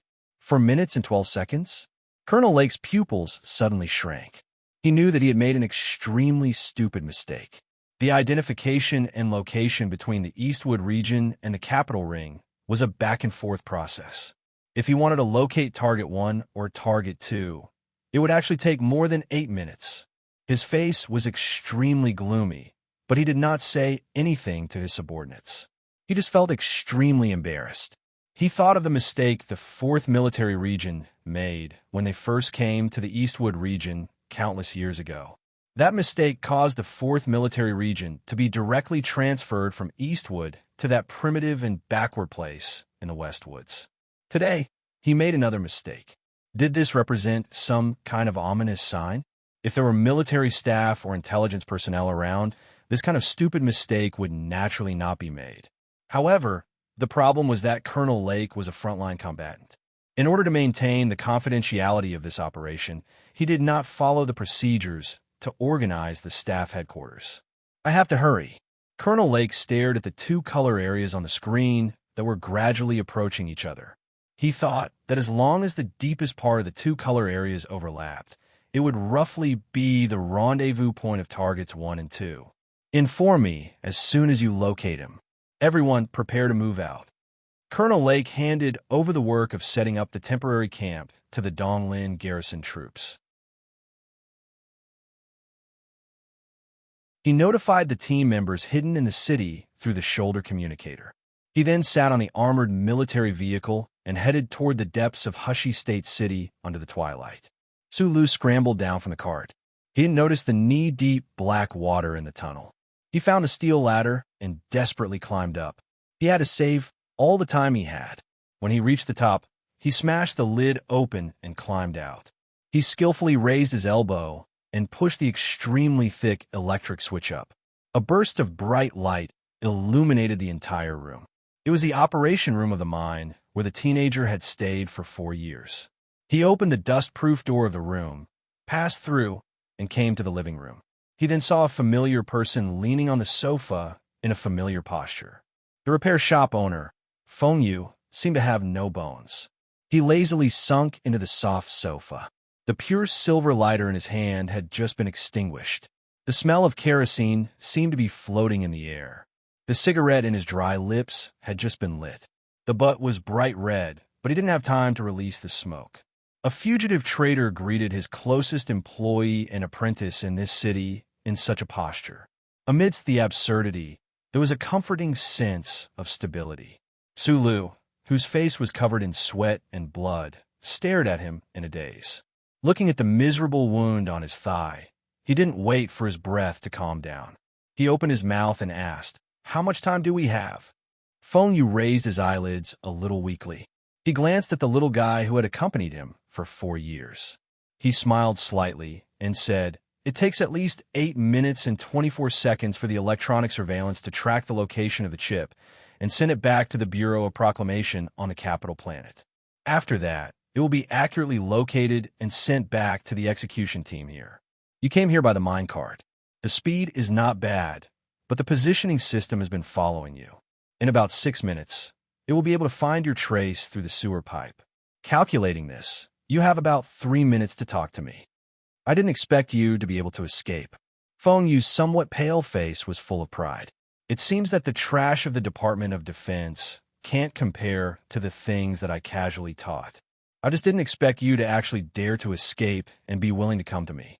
The two of them knew very well that Sulu dared to escape from the control of the military, which was equivalent to putting himself on the opposite side of the Federation. For this, he would have to pay an extremely heavy price. However, Feng Yu's face still didn't show any signs of being moved. There was only calmness. 3 minutes can't be used to chat. After all, I'm not ready to hear your last words. Sulu lowered his body and dug out a few green military weight belts from under the sofa. He was ready to tie Feng Yu up. "I'll carry you and run." Feng Yu clearly had no interest in being a dumpling. He gently patted Su Li's hand. A trace of guilt flashed through his eyes. He said, "You can't escape. I originally thought that if you didn't come, you would at most be detained for a few days. After all, the Federation government is not the barbarians of the Empire. They can't do everything so barbarically. I know you can block the electronic surveillance." Sulu looked at his boss's face with some unwillingness and even anger. He said, "I haven't even tried. How do you know I can't escape?" "Because I've been escaping for more than 10 years. Feng Yu coughed twice. He smiled and took out a small tool from his bosom. He stuffed it into Su Li's jacket pocket and said, "That thing you're talking about can only maintain the blocking ability for half an hour. It can't be used forever. What happens after half an hour? Hushy Province is only so big. Instead of running in vain, it's better to spend these few minutes properly." Su Li's hand that was holding the military weight belt stiffened in midair. He looked at Feng Yu's haggard face and said through clenched teeth, "You can hide from the First Charter for more than 10 years. Why can't you continue to hide?" Feng Yu didn't answer this most important question. He looked at the youth with a faint smile and asked, "With your personality, it seems that you forgot to ask me something." Sulu lowered his head and asked, "What was the explosion on the battlefield all those years ago? Are you really a spy for the Empire?" His question was very direct. Feng Yu's answer was also very direct. The uncle blew out a smoke ring and said lazily, "Of course not."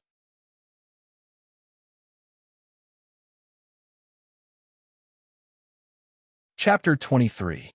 What happened in the past? After a short pause, Sula no longer doubted anything. This had nothing to do with blind faith. It was just that the current tense situation did not allow him to consider more questions. Without waiting for Feng Yu's answer, he directly tied him to his body with a weight belt, then took out the small tool from his jacket pocket and pressed the switch. A light blue light was emitted from the metal tool, covering a certain area and wrapping Su Lu and Feng Yu's bodies. Uncle Feng Yu choked on the smoke and coughed violently. He had never thought that his little apprentice would be so stubborn. Moreover, she had such a strong sense of decisiveness and execution. He threw away the half-burned cigarette in his hand, leaned on the boy's slightly thin shoulder weakly, and muttered discontentedly, "Damn it, I don't want to run anymore, right?" Su Lu did not answer his words. He directly went down from the operating room's secret passage, entered the mine pit, and climbed onto the old mine cart. He believed that with the help of the strange tool with a blue light, the electronic surveillance network throughout the Federation would temporarily lose track of them. With half an hour, they could disappear further away, and it would definitely surprise the soldiers who were chasing after the boss. As if he guessed what he was thinking, Feng Yu smiled behind him and said, "After half an hour, how are you going to escape? I taught you before. This is like the connection on a circuit board. You always have to prepare the outlet of the current before you can proceed with the first step. If we're just rats on this planet, we will only gain an extra 30 minutes, which is not significant. Even if it's your last words, 30 minutes is better than 3 minutes." For some reason, perhaps Feng Yu's contemptuous attitude in the face of death angered the stubborn Su Lu. He lowered his head and scolded in a deep voice, "I know you haven't told me, but you must have your own way to stay in the Federation and avoid the first charter for so many years. I can only think of a way to send you to the airport, and you can think of a way to escape. What a stupid little guy. Or you underestimated the boss's fierce reputation in the Federation." Feng Yu's lips curled up slightly. "I can assure you that before the Federation catches or kills me, there will not be a single aircraft in the entire Donglin district." This was a matter of course. Su Lu fell into silence. From the previous momentum of the Special Forces, he could also infer these things, but he still maintained hope in his heart and did not want to despair. Even if they were really in a desperate situation now. In the dark mine, only the sound of the mine cart and the tracks rang out. "I know you are very curious about how I was able to escape for so many years. In history, vicious criminals like me either hid in Bermuda, or in the recent years, they might have joined the Empire. The longest record of freedom or survival in the Federation was only 9 days. Yes, I can fake the chip behind my neck that looks like a dog leash." In the despairing silence, Feng Yu's voice was still indifferent, except for the words like chip and dog leash, which naturally revealed a strong sense of ridicule and disdain. "This may be the reason why the broken computer in the Bureau of Proclamation values me so much in the program. This is also my secret." Su Li's hand, that was holding the front fender of the mine cart, suddenly tightened. He was very nervous. Feng Yu was right about what happened in the distant capital. The central computer of the Bureau of Proclamation did not hesitate to give the mechanic the first grade during the rating, but the big shots in the upper echelons of the Federation, including the old director, did not know the real reason. Strangely, the central computer seemed to be limited by some established program and did not issue this alarming warning. This was Feng Yu's secret, a big secret. In the ancient Federation, there was a proverb: if you know the knowledge or reason you want to know in the morning, then when the evening comes, even if you die, you will still have a satisfied heart. At this time, Su Lu had such a feeling. He had not drunk a drop of water for several hours, and under the constant intense exercise and intense fear, his lips were abnormally dry. But he knew that at this time, his mouth was dry to a large extent because he had heard his boss's biggest secret. There is nothing wrong with the first charter itself. The privacy of normal citizens has always been protected at the highest level. At least in this society, there's not so much crime. In this society where the gap between the rich and poor is widening day by day, there's not too much unfairness on the surface. In addition to the endless shock, Su Lu could not help but subconsciously defend the first charter, especially when he heard his boss equate the chip behind his neck with a dog leash. His heart was strongly conflicted. I have never denied this. Uncle Feng Yu's tone was indifferent. Perhaps it was because he knew that in the society of the Federation, it was difficult to find people who supported him. Even the elementary school apprentice who fled with him at this time was not willing to accept this. But the problem is that the central computer is still just a computer. It is a tool, and tools are always used by humans. If one day someone really can completely control the coal machine in the Bureau of Proclamation, who knows what that person will do with this tool? Sulu did not really understand, but he could feel that he was in an endless pit of darkness, as if he could never see the light of the way out. He felt a chill for no reason, and the place where the chip was planted on the back of his neck began to have dense goosebumps. Perhaps it was to drive away the chill in his heart. Sulu asked in a hoarse voice, "If that is the case, you must have a backup disguised chip. Wouldn't you be able to escape the Federation's bounty by installing it? Why don't you use it?" Feng Yu's white hair wasn't very obvious in the dark, but still gave people the feeling that he had gone through the vicissitudes of life. He touched his hair and said in a rare, serious tone, "Because my leg is injured. I think the Federation will definitely not miss the opportunity to collect my blood sample. Aren't you an awesome mechanic? Back then, you caused the deaths of tens of thousands of people. How did you end up being targeted by the police and even injured?" Su Li's words were not a question, but rather to make himself feel more relaxed. "Because I am old." Feng Yu's simple answer left Su Lu speechless, and he immediately sank into a deep self-blame. The youth knew that the federal military must have found this place, and found Feng Yu through that stun baton. "This is a matter of luck. It has nothing to do with you." Feng Yu knew what the youth was thinking. Although he did not know how the Bureau of Proclamation found him again, his brain was much stronger than the average person's. He easily deduced that the process must be extremely absurd and filled with countless coincidences. "On the contrary, I should be the one who dragged you down, so I'll give you something." Feng Yu sighed and put something on Su Li's wrist. He took off his watch. "This watch is for me as a souvenir." Su Li used the extremely dim light in the tunnel to clearly see the cold object on his wrist. It was a bracelet that gave off a faint metallic glow. He did not know what material it was made of.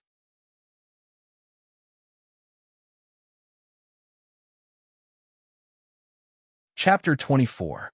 What is this? The speed of the mine cart gradually slowed down in the tunnel, and the clanging sound gradually subsided, making Su Li's trembling voice particularly obvious. The teenager's hand, which was always steady, was also trembling. He touched the smooth bracelet on his left wrist. He vaguely guessed something, but he couldn't believe it. Feng Yu didn't answer.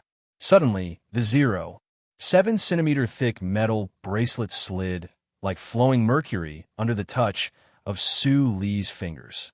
Very thin lines appeared on the surface of the metal, and then the bracelet cracked, revealing the extremely complex and delicate structure inside.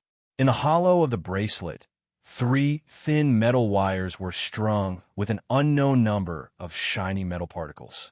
It was like the starlight drawn into lines in a surreal oil painting, stringing all the dazzling stars together. Under the dim light in the mine, Su Li's small eyes were wide open, staring at his wrist without blinking, as if he was looking at an immortal or a monster that didn't exist in this world. Those metal wires were too thin, and the vibration of the mining car was too strong. Sulu was very worried that these metal wires would be broken at any time. Those shiny metal particles were too small, so small that they seemed to be weightless. They could be blown away by the faint wind in the mine at any time, and no one could find any trace of them. In the eyes of ordinary people, these metal wires and tiny shiny metal particles might be very delicate and fragile handicrafts. But Sulu had studied mechanical engineering with Feng Yu for 4 years. He had a natural sensitivity to all the crystallization of human-machine civilization. At a glance, he could tell that there was something on the surface of these metal particles that the naked eye couldn't see clearly. It was the flow of lines that were as beautiful as a work of art. It was a crystal core array that was arranged and combined in a very wonderful way. Although Sulu didn't know how these things were combined in such a small area and how they played a role, it was very simple to associate it with the secret that Feng Yu had mentioned before. Camouflage chip? A camouflage chip that could pass all the monitoring and detection under the glory of the first charter. The back of Su Li's neck turned cold again because he knew that there was a similar chip hidden in the depths of his neck that had accompanied him for 17 years. To be more precise, every citizen of the Federation had such a chip in their body. And for countless years, no one had ever been able to replicate such a chip, and no one had even dared to attempt to take it out unless they decided to flee to another country and never return to the Federation for the rest of their lives. At this moment, the bracelet on the youth's wrist contained a chip that could perfectly disguise him. Sulu could clearly control what this represented under the strong impact of his emotions. However, he only knew one thing, and that was that this chip represented a brand new life. He also remembered what his boss had said before. The person who could develop and put the camouflage chip into practice would definitely receive the Federation's highest honor, the Nebula Award.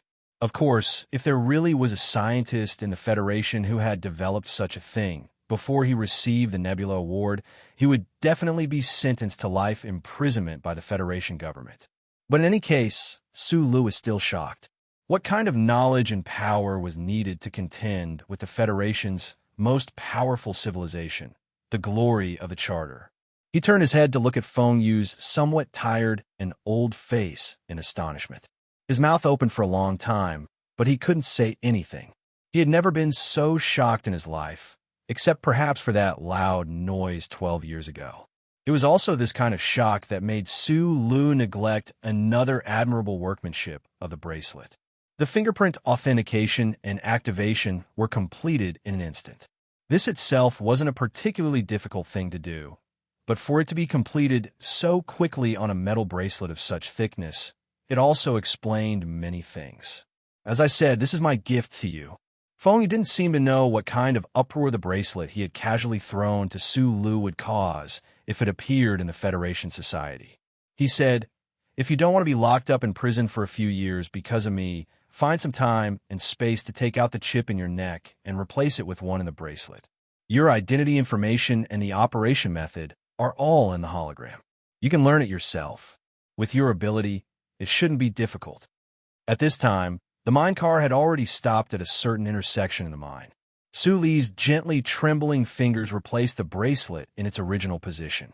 He subconsciously wanted to throw the bracelet away in fear or return it to Feng Yu. However, he found that the bracelet couldn't be thrown away. It was perfectly round, and he couldn't find any gap to open it. It was as if he had worn it since he was a child. You use it. Otherwise, you will die. You can use it." Sula looked at Boss Feng's white hair. Only today did he know what kind of mysterious and unfathomable person his boss was. He couldn't help but stutter, "It will be locked up for a few years at most. You will die." "Stupid guy. I already told you the reason."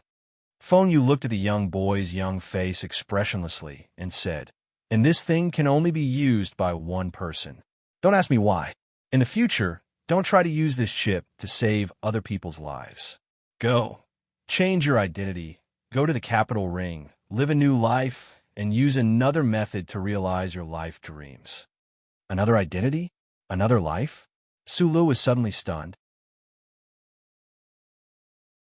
The boss's words and the real cold metal touch on his wrist reminded him that his life, which he thought was hopeless, suddenly opened another door for him.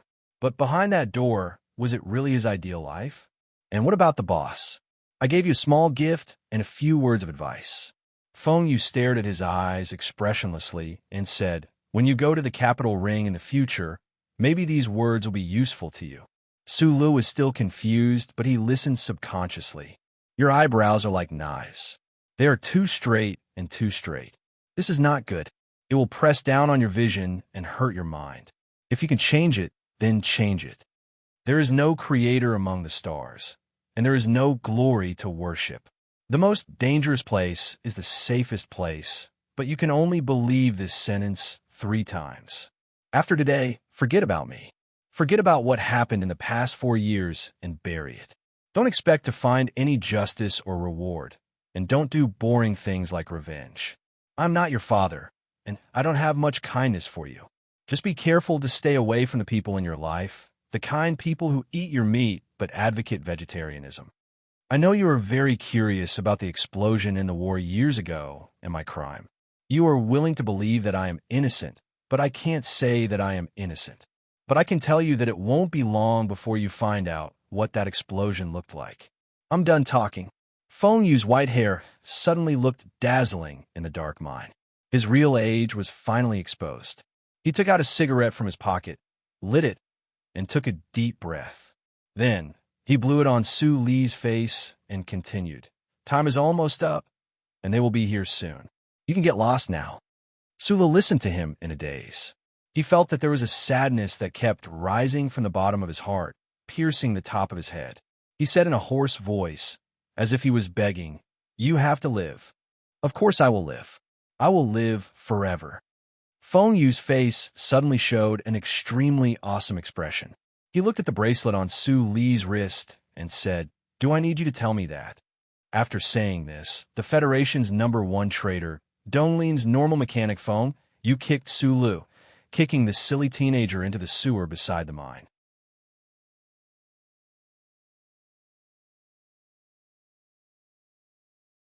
Chapter 25. There wasn't a lot of sewage in the sewers. It was difficult for it to form a turbulent flow, let alone an ocean. However, this section of the sewers was the section with the largest drop in the sewers of Hushi State. Under the impact of the sewage mixed with garbage, rotten leaves, and plastic bags, Su Li's thin body couldn't maintain its balance at all. He could only helplessly and sorrowfully follow the flow of the water. He watched as his boss, Feng Yu, quietly turned around on the other side of the water, leaving him with an indescribable back view. Sometimes it floated, and sometimes it sank. The fishy water current sank Su Li to the bottom of the water, and then it carried his body out of the waves. He didn't know how long he floated and how much saliva he swallowed. Finally, he arrived at a section where the water was gradually calming down. Su Li seized this rare opportunity. His right hand reached out and grabbed a protruding rusty handle on the concrete wall. Half of his body was suspended in the sewage. After panting for a moment, the familiar trembling feeling in his body appeared again. It was transmitted to his arm. He suddenly felt hot, but his body suddenly felt light, like a leopard cat. Su Li's thin body made a beautiful turn in the air. He had already climbed out of the gradually calming water. He lay on the concrete floor, gasping for breath. The sweat and blood on his body mixed together with the sewage, soaking his entire body and emitting a foul smell. He stuck his index finger in his throat and pulled a few times, spitting out a large pool of sewage. Su Li's weary spirit was a bit better. He confirmed that the cold metal bracelet on his wrist was still there, and the small device in his pocket used to block the Federation's electronic surveillance was still there. He didn't stay in the same place anymore. After looking around, he followed the nearest upstream passage and climbed up as fast as he could. Feng Yu kicked him into the sewage, and the sewage washed him here. The distance between the two was already unknown. Su Li obviously understood what his boss meant. However, he was still a bit unwilling. He always felt that his boss wasn't someone who would give up on him so easily. He desperately climbed to the surface and drilled out of the manhole cover. The exit of the manhole cover happened to be on a high ground on the outskirts of Hushi region's capital. From this high ground, one could clearly see everything within a few kilometers. Su Li tried his best to distinguish his surroundings, but found that it was futile. The troops searching for him should have extremely powerful concealment abilities. In the outskirts of the capital, which was 70% covered by the forest, it was extremely difficult to find traces of them with the naked eye. Su Li was willing to give up. He continued to climb to the top of the big tree on the hill. Although he knew that if he stayed any longer, he was afraid that he would be tracked by the electronic surveillance system. However, if he did not see the figure of the boss with his own eyes, he would not feel at ease. The moment his feet touched the top of the tree, he saw what he wanted to see and what he didn't want to see. His gaze fell on a certain part of the forest between this place and the mine, unable to move away for a long time. His face was pale, his lips were trembling, and his eyes were filled with despair. "Boss, you said you would always be alive, but you were still lying to me, just like all these years." The young man's eyes gradually became wet, because he knew that in the next moment, he might lose the boss uncle who was both a teacher and a friend forever. In the distant forest, he saw the figure of Uncle Feng Yu, and also saw 1, 2, 3, 4, 7, 11 mechas. In the temporary camp outside the 4th Street, the two colored blocks on the light screen overlapped with each other, and one of the colors had already been successfully condensed into a specific coordinate and turned into a light spot. The Donglin garrison officer responsible for receiving the signal from the Capital Planet's Bureau of Proclamation immediately transmitted the coordinates of Target 1 to all the personnel involved in the operation. After the long and meaningless conversation between the mechanic Feng Yu and Su Lu, they finally successfully exposed their tracks to the federal military. The hundreds of Special Forces elite soldiers who had been tracking the blurry color blocks, as well as the 4th Military Region's Mecha Squad that specifically came from the faraway West Woods and was fully responsible for this mission, all rushed to the valley as fast as they could. The Special Forces soldiers in camouflage were still moving stealthily in the forest, but the mechas that had secretly landed at the garrison airport from Celine's commercial spaceship were nowhere to be seen. The forest under the twilight was filled with a strange atmosphere. The Donglin garrison officers who observed the operation in the city all had suspicions in their minds, and many thoughts about Colonel Lake's command appeared in their minds. Even if Target 1 was the most vicious traitor in the history of the Federation, the target was only one person. How could he be a match for so many elite soldiers? More importantly, the Federation deployed 11 M52 standard mechas. It should be known that the entire Donglin garrison only had 40 powerful weapons of the same model. In front of a flood of metal, what kind of resistance could a weak human put up? The twilight was like blood, and the edges of the forest seemed to be burning. Feng Yu crawled out of the mine, holding his waist as he panted heavily. Only now did he realize that he really was old. He looked at the quiet surroundings, and a trace of mockery flashed through his eyes. He thought to himself that the Federation really thought highly of him. Breaking into formation? It looked like it was the same as that year. The orders these soldiers received were still to kill without mercy. Feng Yu sat on a large rock and took out a cigarette from his shirt pocket. After lighting it, he took a deep breath, and a carefree expression appeared on his face. Feng Yu didn't know who the officer leading the team this time was, and he didn't know why the other party was so careful. They didn't use the M52's terrifyingly fast-chain bullets to directly blast the forest he was in into pieces. Instead, they chose to shrink the encirclement step by step. Those mechas with camouflage activated really could easily fool people's eyes when mixed together with those trees. But what were those Special Forces soldiers lying in the long grass waiting for? Feng Yu took a deep breath, and the cigarette between his dry lips suddenly ignited. It burned directly to the edge of the filter, and the smoke covered his face. This smoke was very strong, and it must have been very satisfying. Mechanic Feng Yu's body trembled with pleasure, and just like that, it suddenly started to tremble. That leg that seemed to have been injured earlier seemed to be infected by this trembling, and it didn't seem to be uncomfortable in the slightest. This trembling came from every muscle, joint, and even every cell in the body, and finally spread to all 4 limbs. Feng Yu's white hair draped over his back, and the tattered jacket on his body made a whoosh sound. His legs were slightly apart, and the trembling was so exaggerated that it seemed as if the air had started to buzz. The mechanic's legs trembled like a bowstring. Both of his hands trembled like an arrow ready to explode at any moment. The buzzing sound in the air became denser and denser, and finally turned into the sound of a muffled explosion. At some unknown time, the rock on Feng Yu's body was in his hand. Then, it turned into a cannonball and directly smashed into the depths of the dense forest. With a crack, the strange sound of metal breaking rang out. His slightly thick legs trembled as he disappeared from where he stood. In the next moment, He flew over the long grass and circled behind a tree while trembling. With a speed that was absolutely impossible for humans to react to, he viciously punched out with a single fist. The exposed hydraulic pipe of an M52's left leg was smashed apart by this bare fist. Engine oil sprayed out like a cloth bursting out, and the huge metal mecha suddenly lost its balance and slowly fell down.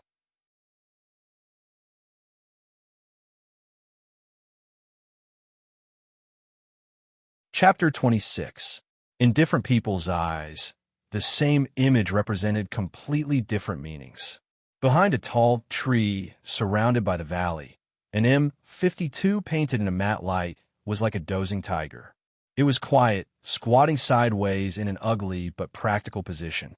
This was the federal military's single soldier mech with the thickest armor and the most powerful firepower. Its two alloy mechanical legs were jokingly called frog legs by the soldiers. Just above the frog legs, Colonel Lake sat in the control cabin, vigilantly looking ahead. With 1 kilometers as the base distance, the 4th Military Region's special mech team members were scattered around the valley. Colonel Lake was their leader, so he was naturally confident that his B4 commando team could maintain perfect unity and coordination. Those team members were like his fingers, able to maintain accuracy even under high hand speed. The mid-range weapon system had already been fully charged during the pursuit. The moment they received the specific location of Target 1, the entire pursuit formation turned and directly sealed off the small valley. However, Colonel Lake did not give the order to launch a blanket fire. Although no carbon-based life should be able to survive the chain attack of 11 M52s, Colonel Lake did not dare to take the risk before he saw the target. Gauman extended her head and transmitted the scene in the valley back. Colonel Lake saw the tired face of the white-haired mechanic and the wound on his thigh. He breathed a sigh of relief in his heart. A former soldier who was unarmed should not be as dangerous as before. However, for some reason, Colonel Lake still did not give the order to attack. This was because he kept having a very strange feeling. If they attacked at this distance, the target might really be able to take advantage of the chaos to escape. Although this was something that did not make sense logically, more than 10 years ago, that frustrated mechanic in the valley seemed to have defied logic and survived the furious pursuit of the Department of Defense. And he had survived for more than 10 years. The small screen in the mech's control cabin clearly displayed the scene in the valley. That white-haired mechanic did not seem to notice anything. He lit a cigarette. He was not in a hurry to escape. So why did he light a cigarette? Did he look at me? The deformed sunglasses on the bridge of Colonel Lake's nose trembled. Looking at the cold eyes staring straight at him on the hologram, he wondered if the mechanic was looking at him. Could it be that the other party had discovered his existence from such a distance? Colonel Lake, who was extremely confident in his concealment skills, felt a chill in his heart. He began to lose his confidence, especially when he noticed that the mechanic had started to tremble wretchedly. A strong sense of uneasiness took over his entire body. He did not want to wait any longer, so he immediately ordered the 10 members of the team to attack from afar. However, the mechanic on the screen seemed to be able to accurately calculate the mentality of the Federation's special mecha team. Just 0.01 seconds before the long-range attack command was completely converted into a radio signal, "Mechanic phone, you moved." His movement shook the world. The half-ton rock was hurled out by the mechanic's arms. It whistled like a cannonball and smashed into an M52 that had been carefully hiding at the 11 o'clock position. The heavy armor outside the M52's control cabin was heavily smashed. Stone fragments flew everywhere. Although it was not seriously deformed, this powerful impact still shook the mecha team members in the control cabin, who were connected to the electric induction chair, until they spat out blood. They would not be able to recover in a short period of time. The half-ton rock in a mechanic's hands was actually thrown out like a grenade. How much strength did this require? Was this mechanic still human? Colonel Lake's face was full of shock as he calculated the incredible strength the mechanic had displayed in that moment. His lips felt bitter. Immediately after, His gaze followed the mechanic who had already become a shadow. He slid past a patch of long grass in the valley and rushed behind a large tree. "Old 7. Colonel Lake shouted harshly through the communicator. He wanted to warn the team members hiding behind the tree, but it was all too late. He could only watch as the mechanic's fist smashed into the hydraulic pipe behind the M52's thick and heavy knees. Colonel Lake knew that the M52's relatively weak defense was at the joint behind the knees. However, he had never thought that a barehanded person would be able to break that hydraulic pipe made of alloy steel with just his own fist. The flying rock from before had displayed the unparalleled strength of the mechanic, and the trembling of the legs in the next moment had displayed the terrifying speed of the mechanic, Feng Yu. As for the fist that had forcefully broken the hydraulic tube of the M52, it was as if he had demonstrated the strength of his body to these Federation soldiers. In just an instant, the mecha team that had not been able to attack in time lost 2 mechas. One of the M52s had been hit by the rock, injuring the team members in the control cabin. As if drunk, the mecha was trying its best to maintain its balance so that it would not fall off the hill. Meanwhile, the mecha that had faced Feng Yu's attack directly behind the tree had already fallen backward, looking extremely miserable. The mecha that was shot towards the sky was illuminated by the twilight into a frightening pool of blood. On the other side of the curtain of blood, in front of the gigantic mecha, there was a figure that seemed incomparably small, yet seemed exceptionally powerful. At this moment, the special mecha team members and the Donglin Garrison Special Forces in the valley were all stunned. The white-haired mechanic did not seem like a person. At least, he was not a normal person. In this world, no normal person dared to confront a mecha head-on. However, Feng Yu had proven that in the face of powerful individual strength, the metal mecha of the mechanical civilization was not an existence that could not be resisted. The special mecha team of the 4th Military Region of the West Woods, led by Colonel Lake, had been recommended by the Bureau of Proclamation to be in charge of this assassination mission. They had also received the approval of the Ministry of Defense and the Special Task Force. This was because in the war with the Empire a few years ago, the 4th Military Region's powerful combat strength had received the respect and trust of the entire Federation. However, in the face of this sudden change today, the usually cold and determined Colonel Lake still felt a wave of shock in his heart. This was because he realized that the strength displayed by the target of this operation was something he had never seen on the battlefield before. It was also something he had never learned in the 2nd Military Academy.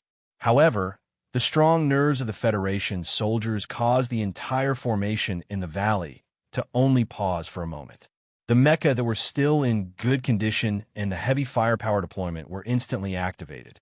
Mid-range weapons began to discharge energy and metal bullets in the direction of the tree. Even if there were still their own comrades there, they had to react immediately and kill that traitorous mechanic. The shrapnel easily shredded the tree into countless pieces that flew in the air. The frightening sound of gunfire in the valley covered up the existence of everything. In just an instant, countless bullets bombarded the back of the tree.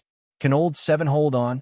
Colonel Lake led 5M52s along the path in the valley and rushed over there as fast as he could. There were no loopholes in the entire encirclement. He was worried for his team members in his heart. However, in the next moment, his eyes narrowed slightly. With a heavy heart, he pressed the button beside him with determination.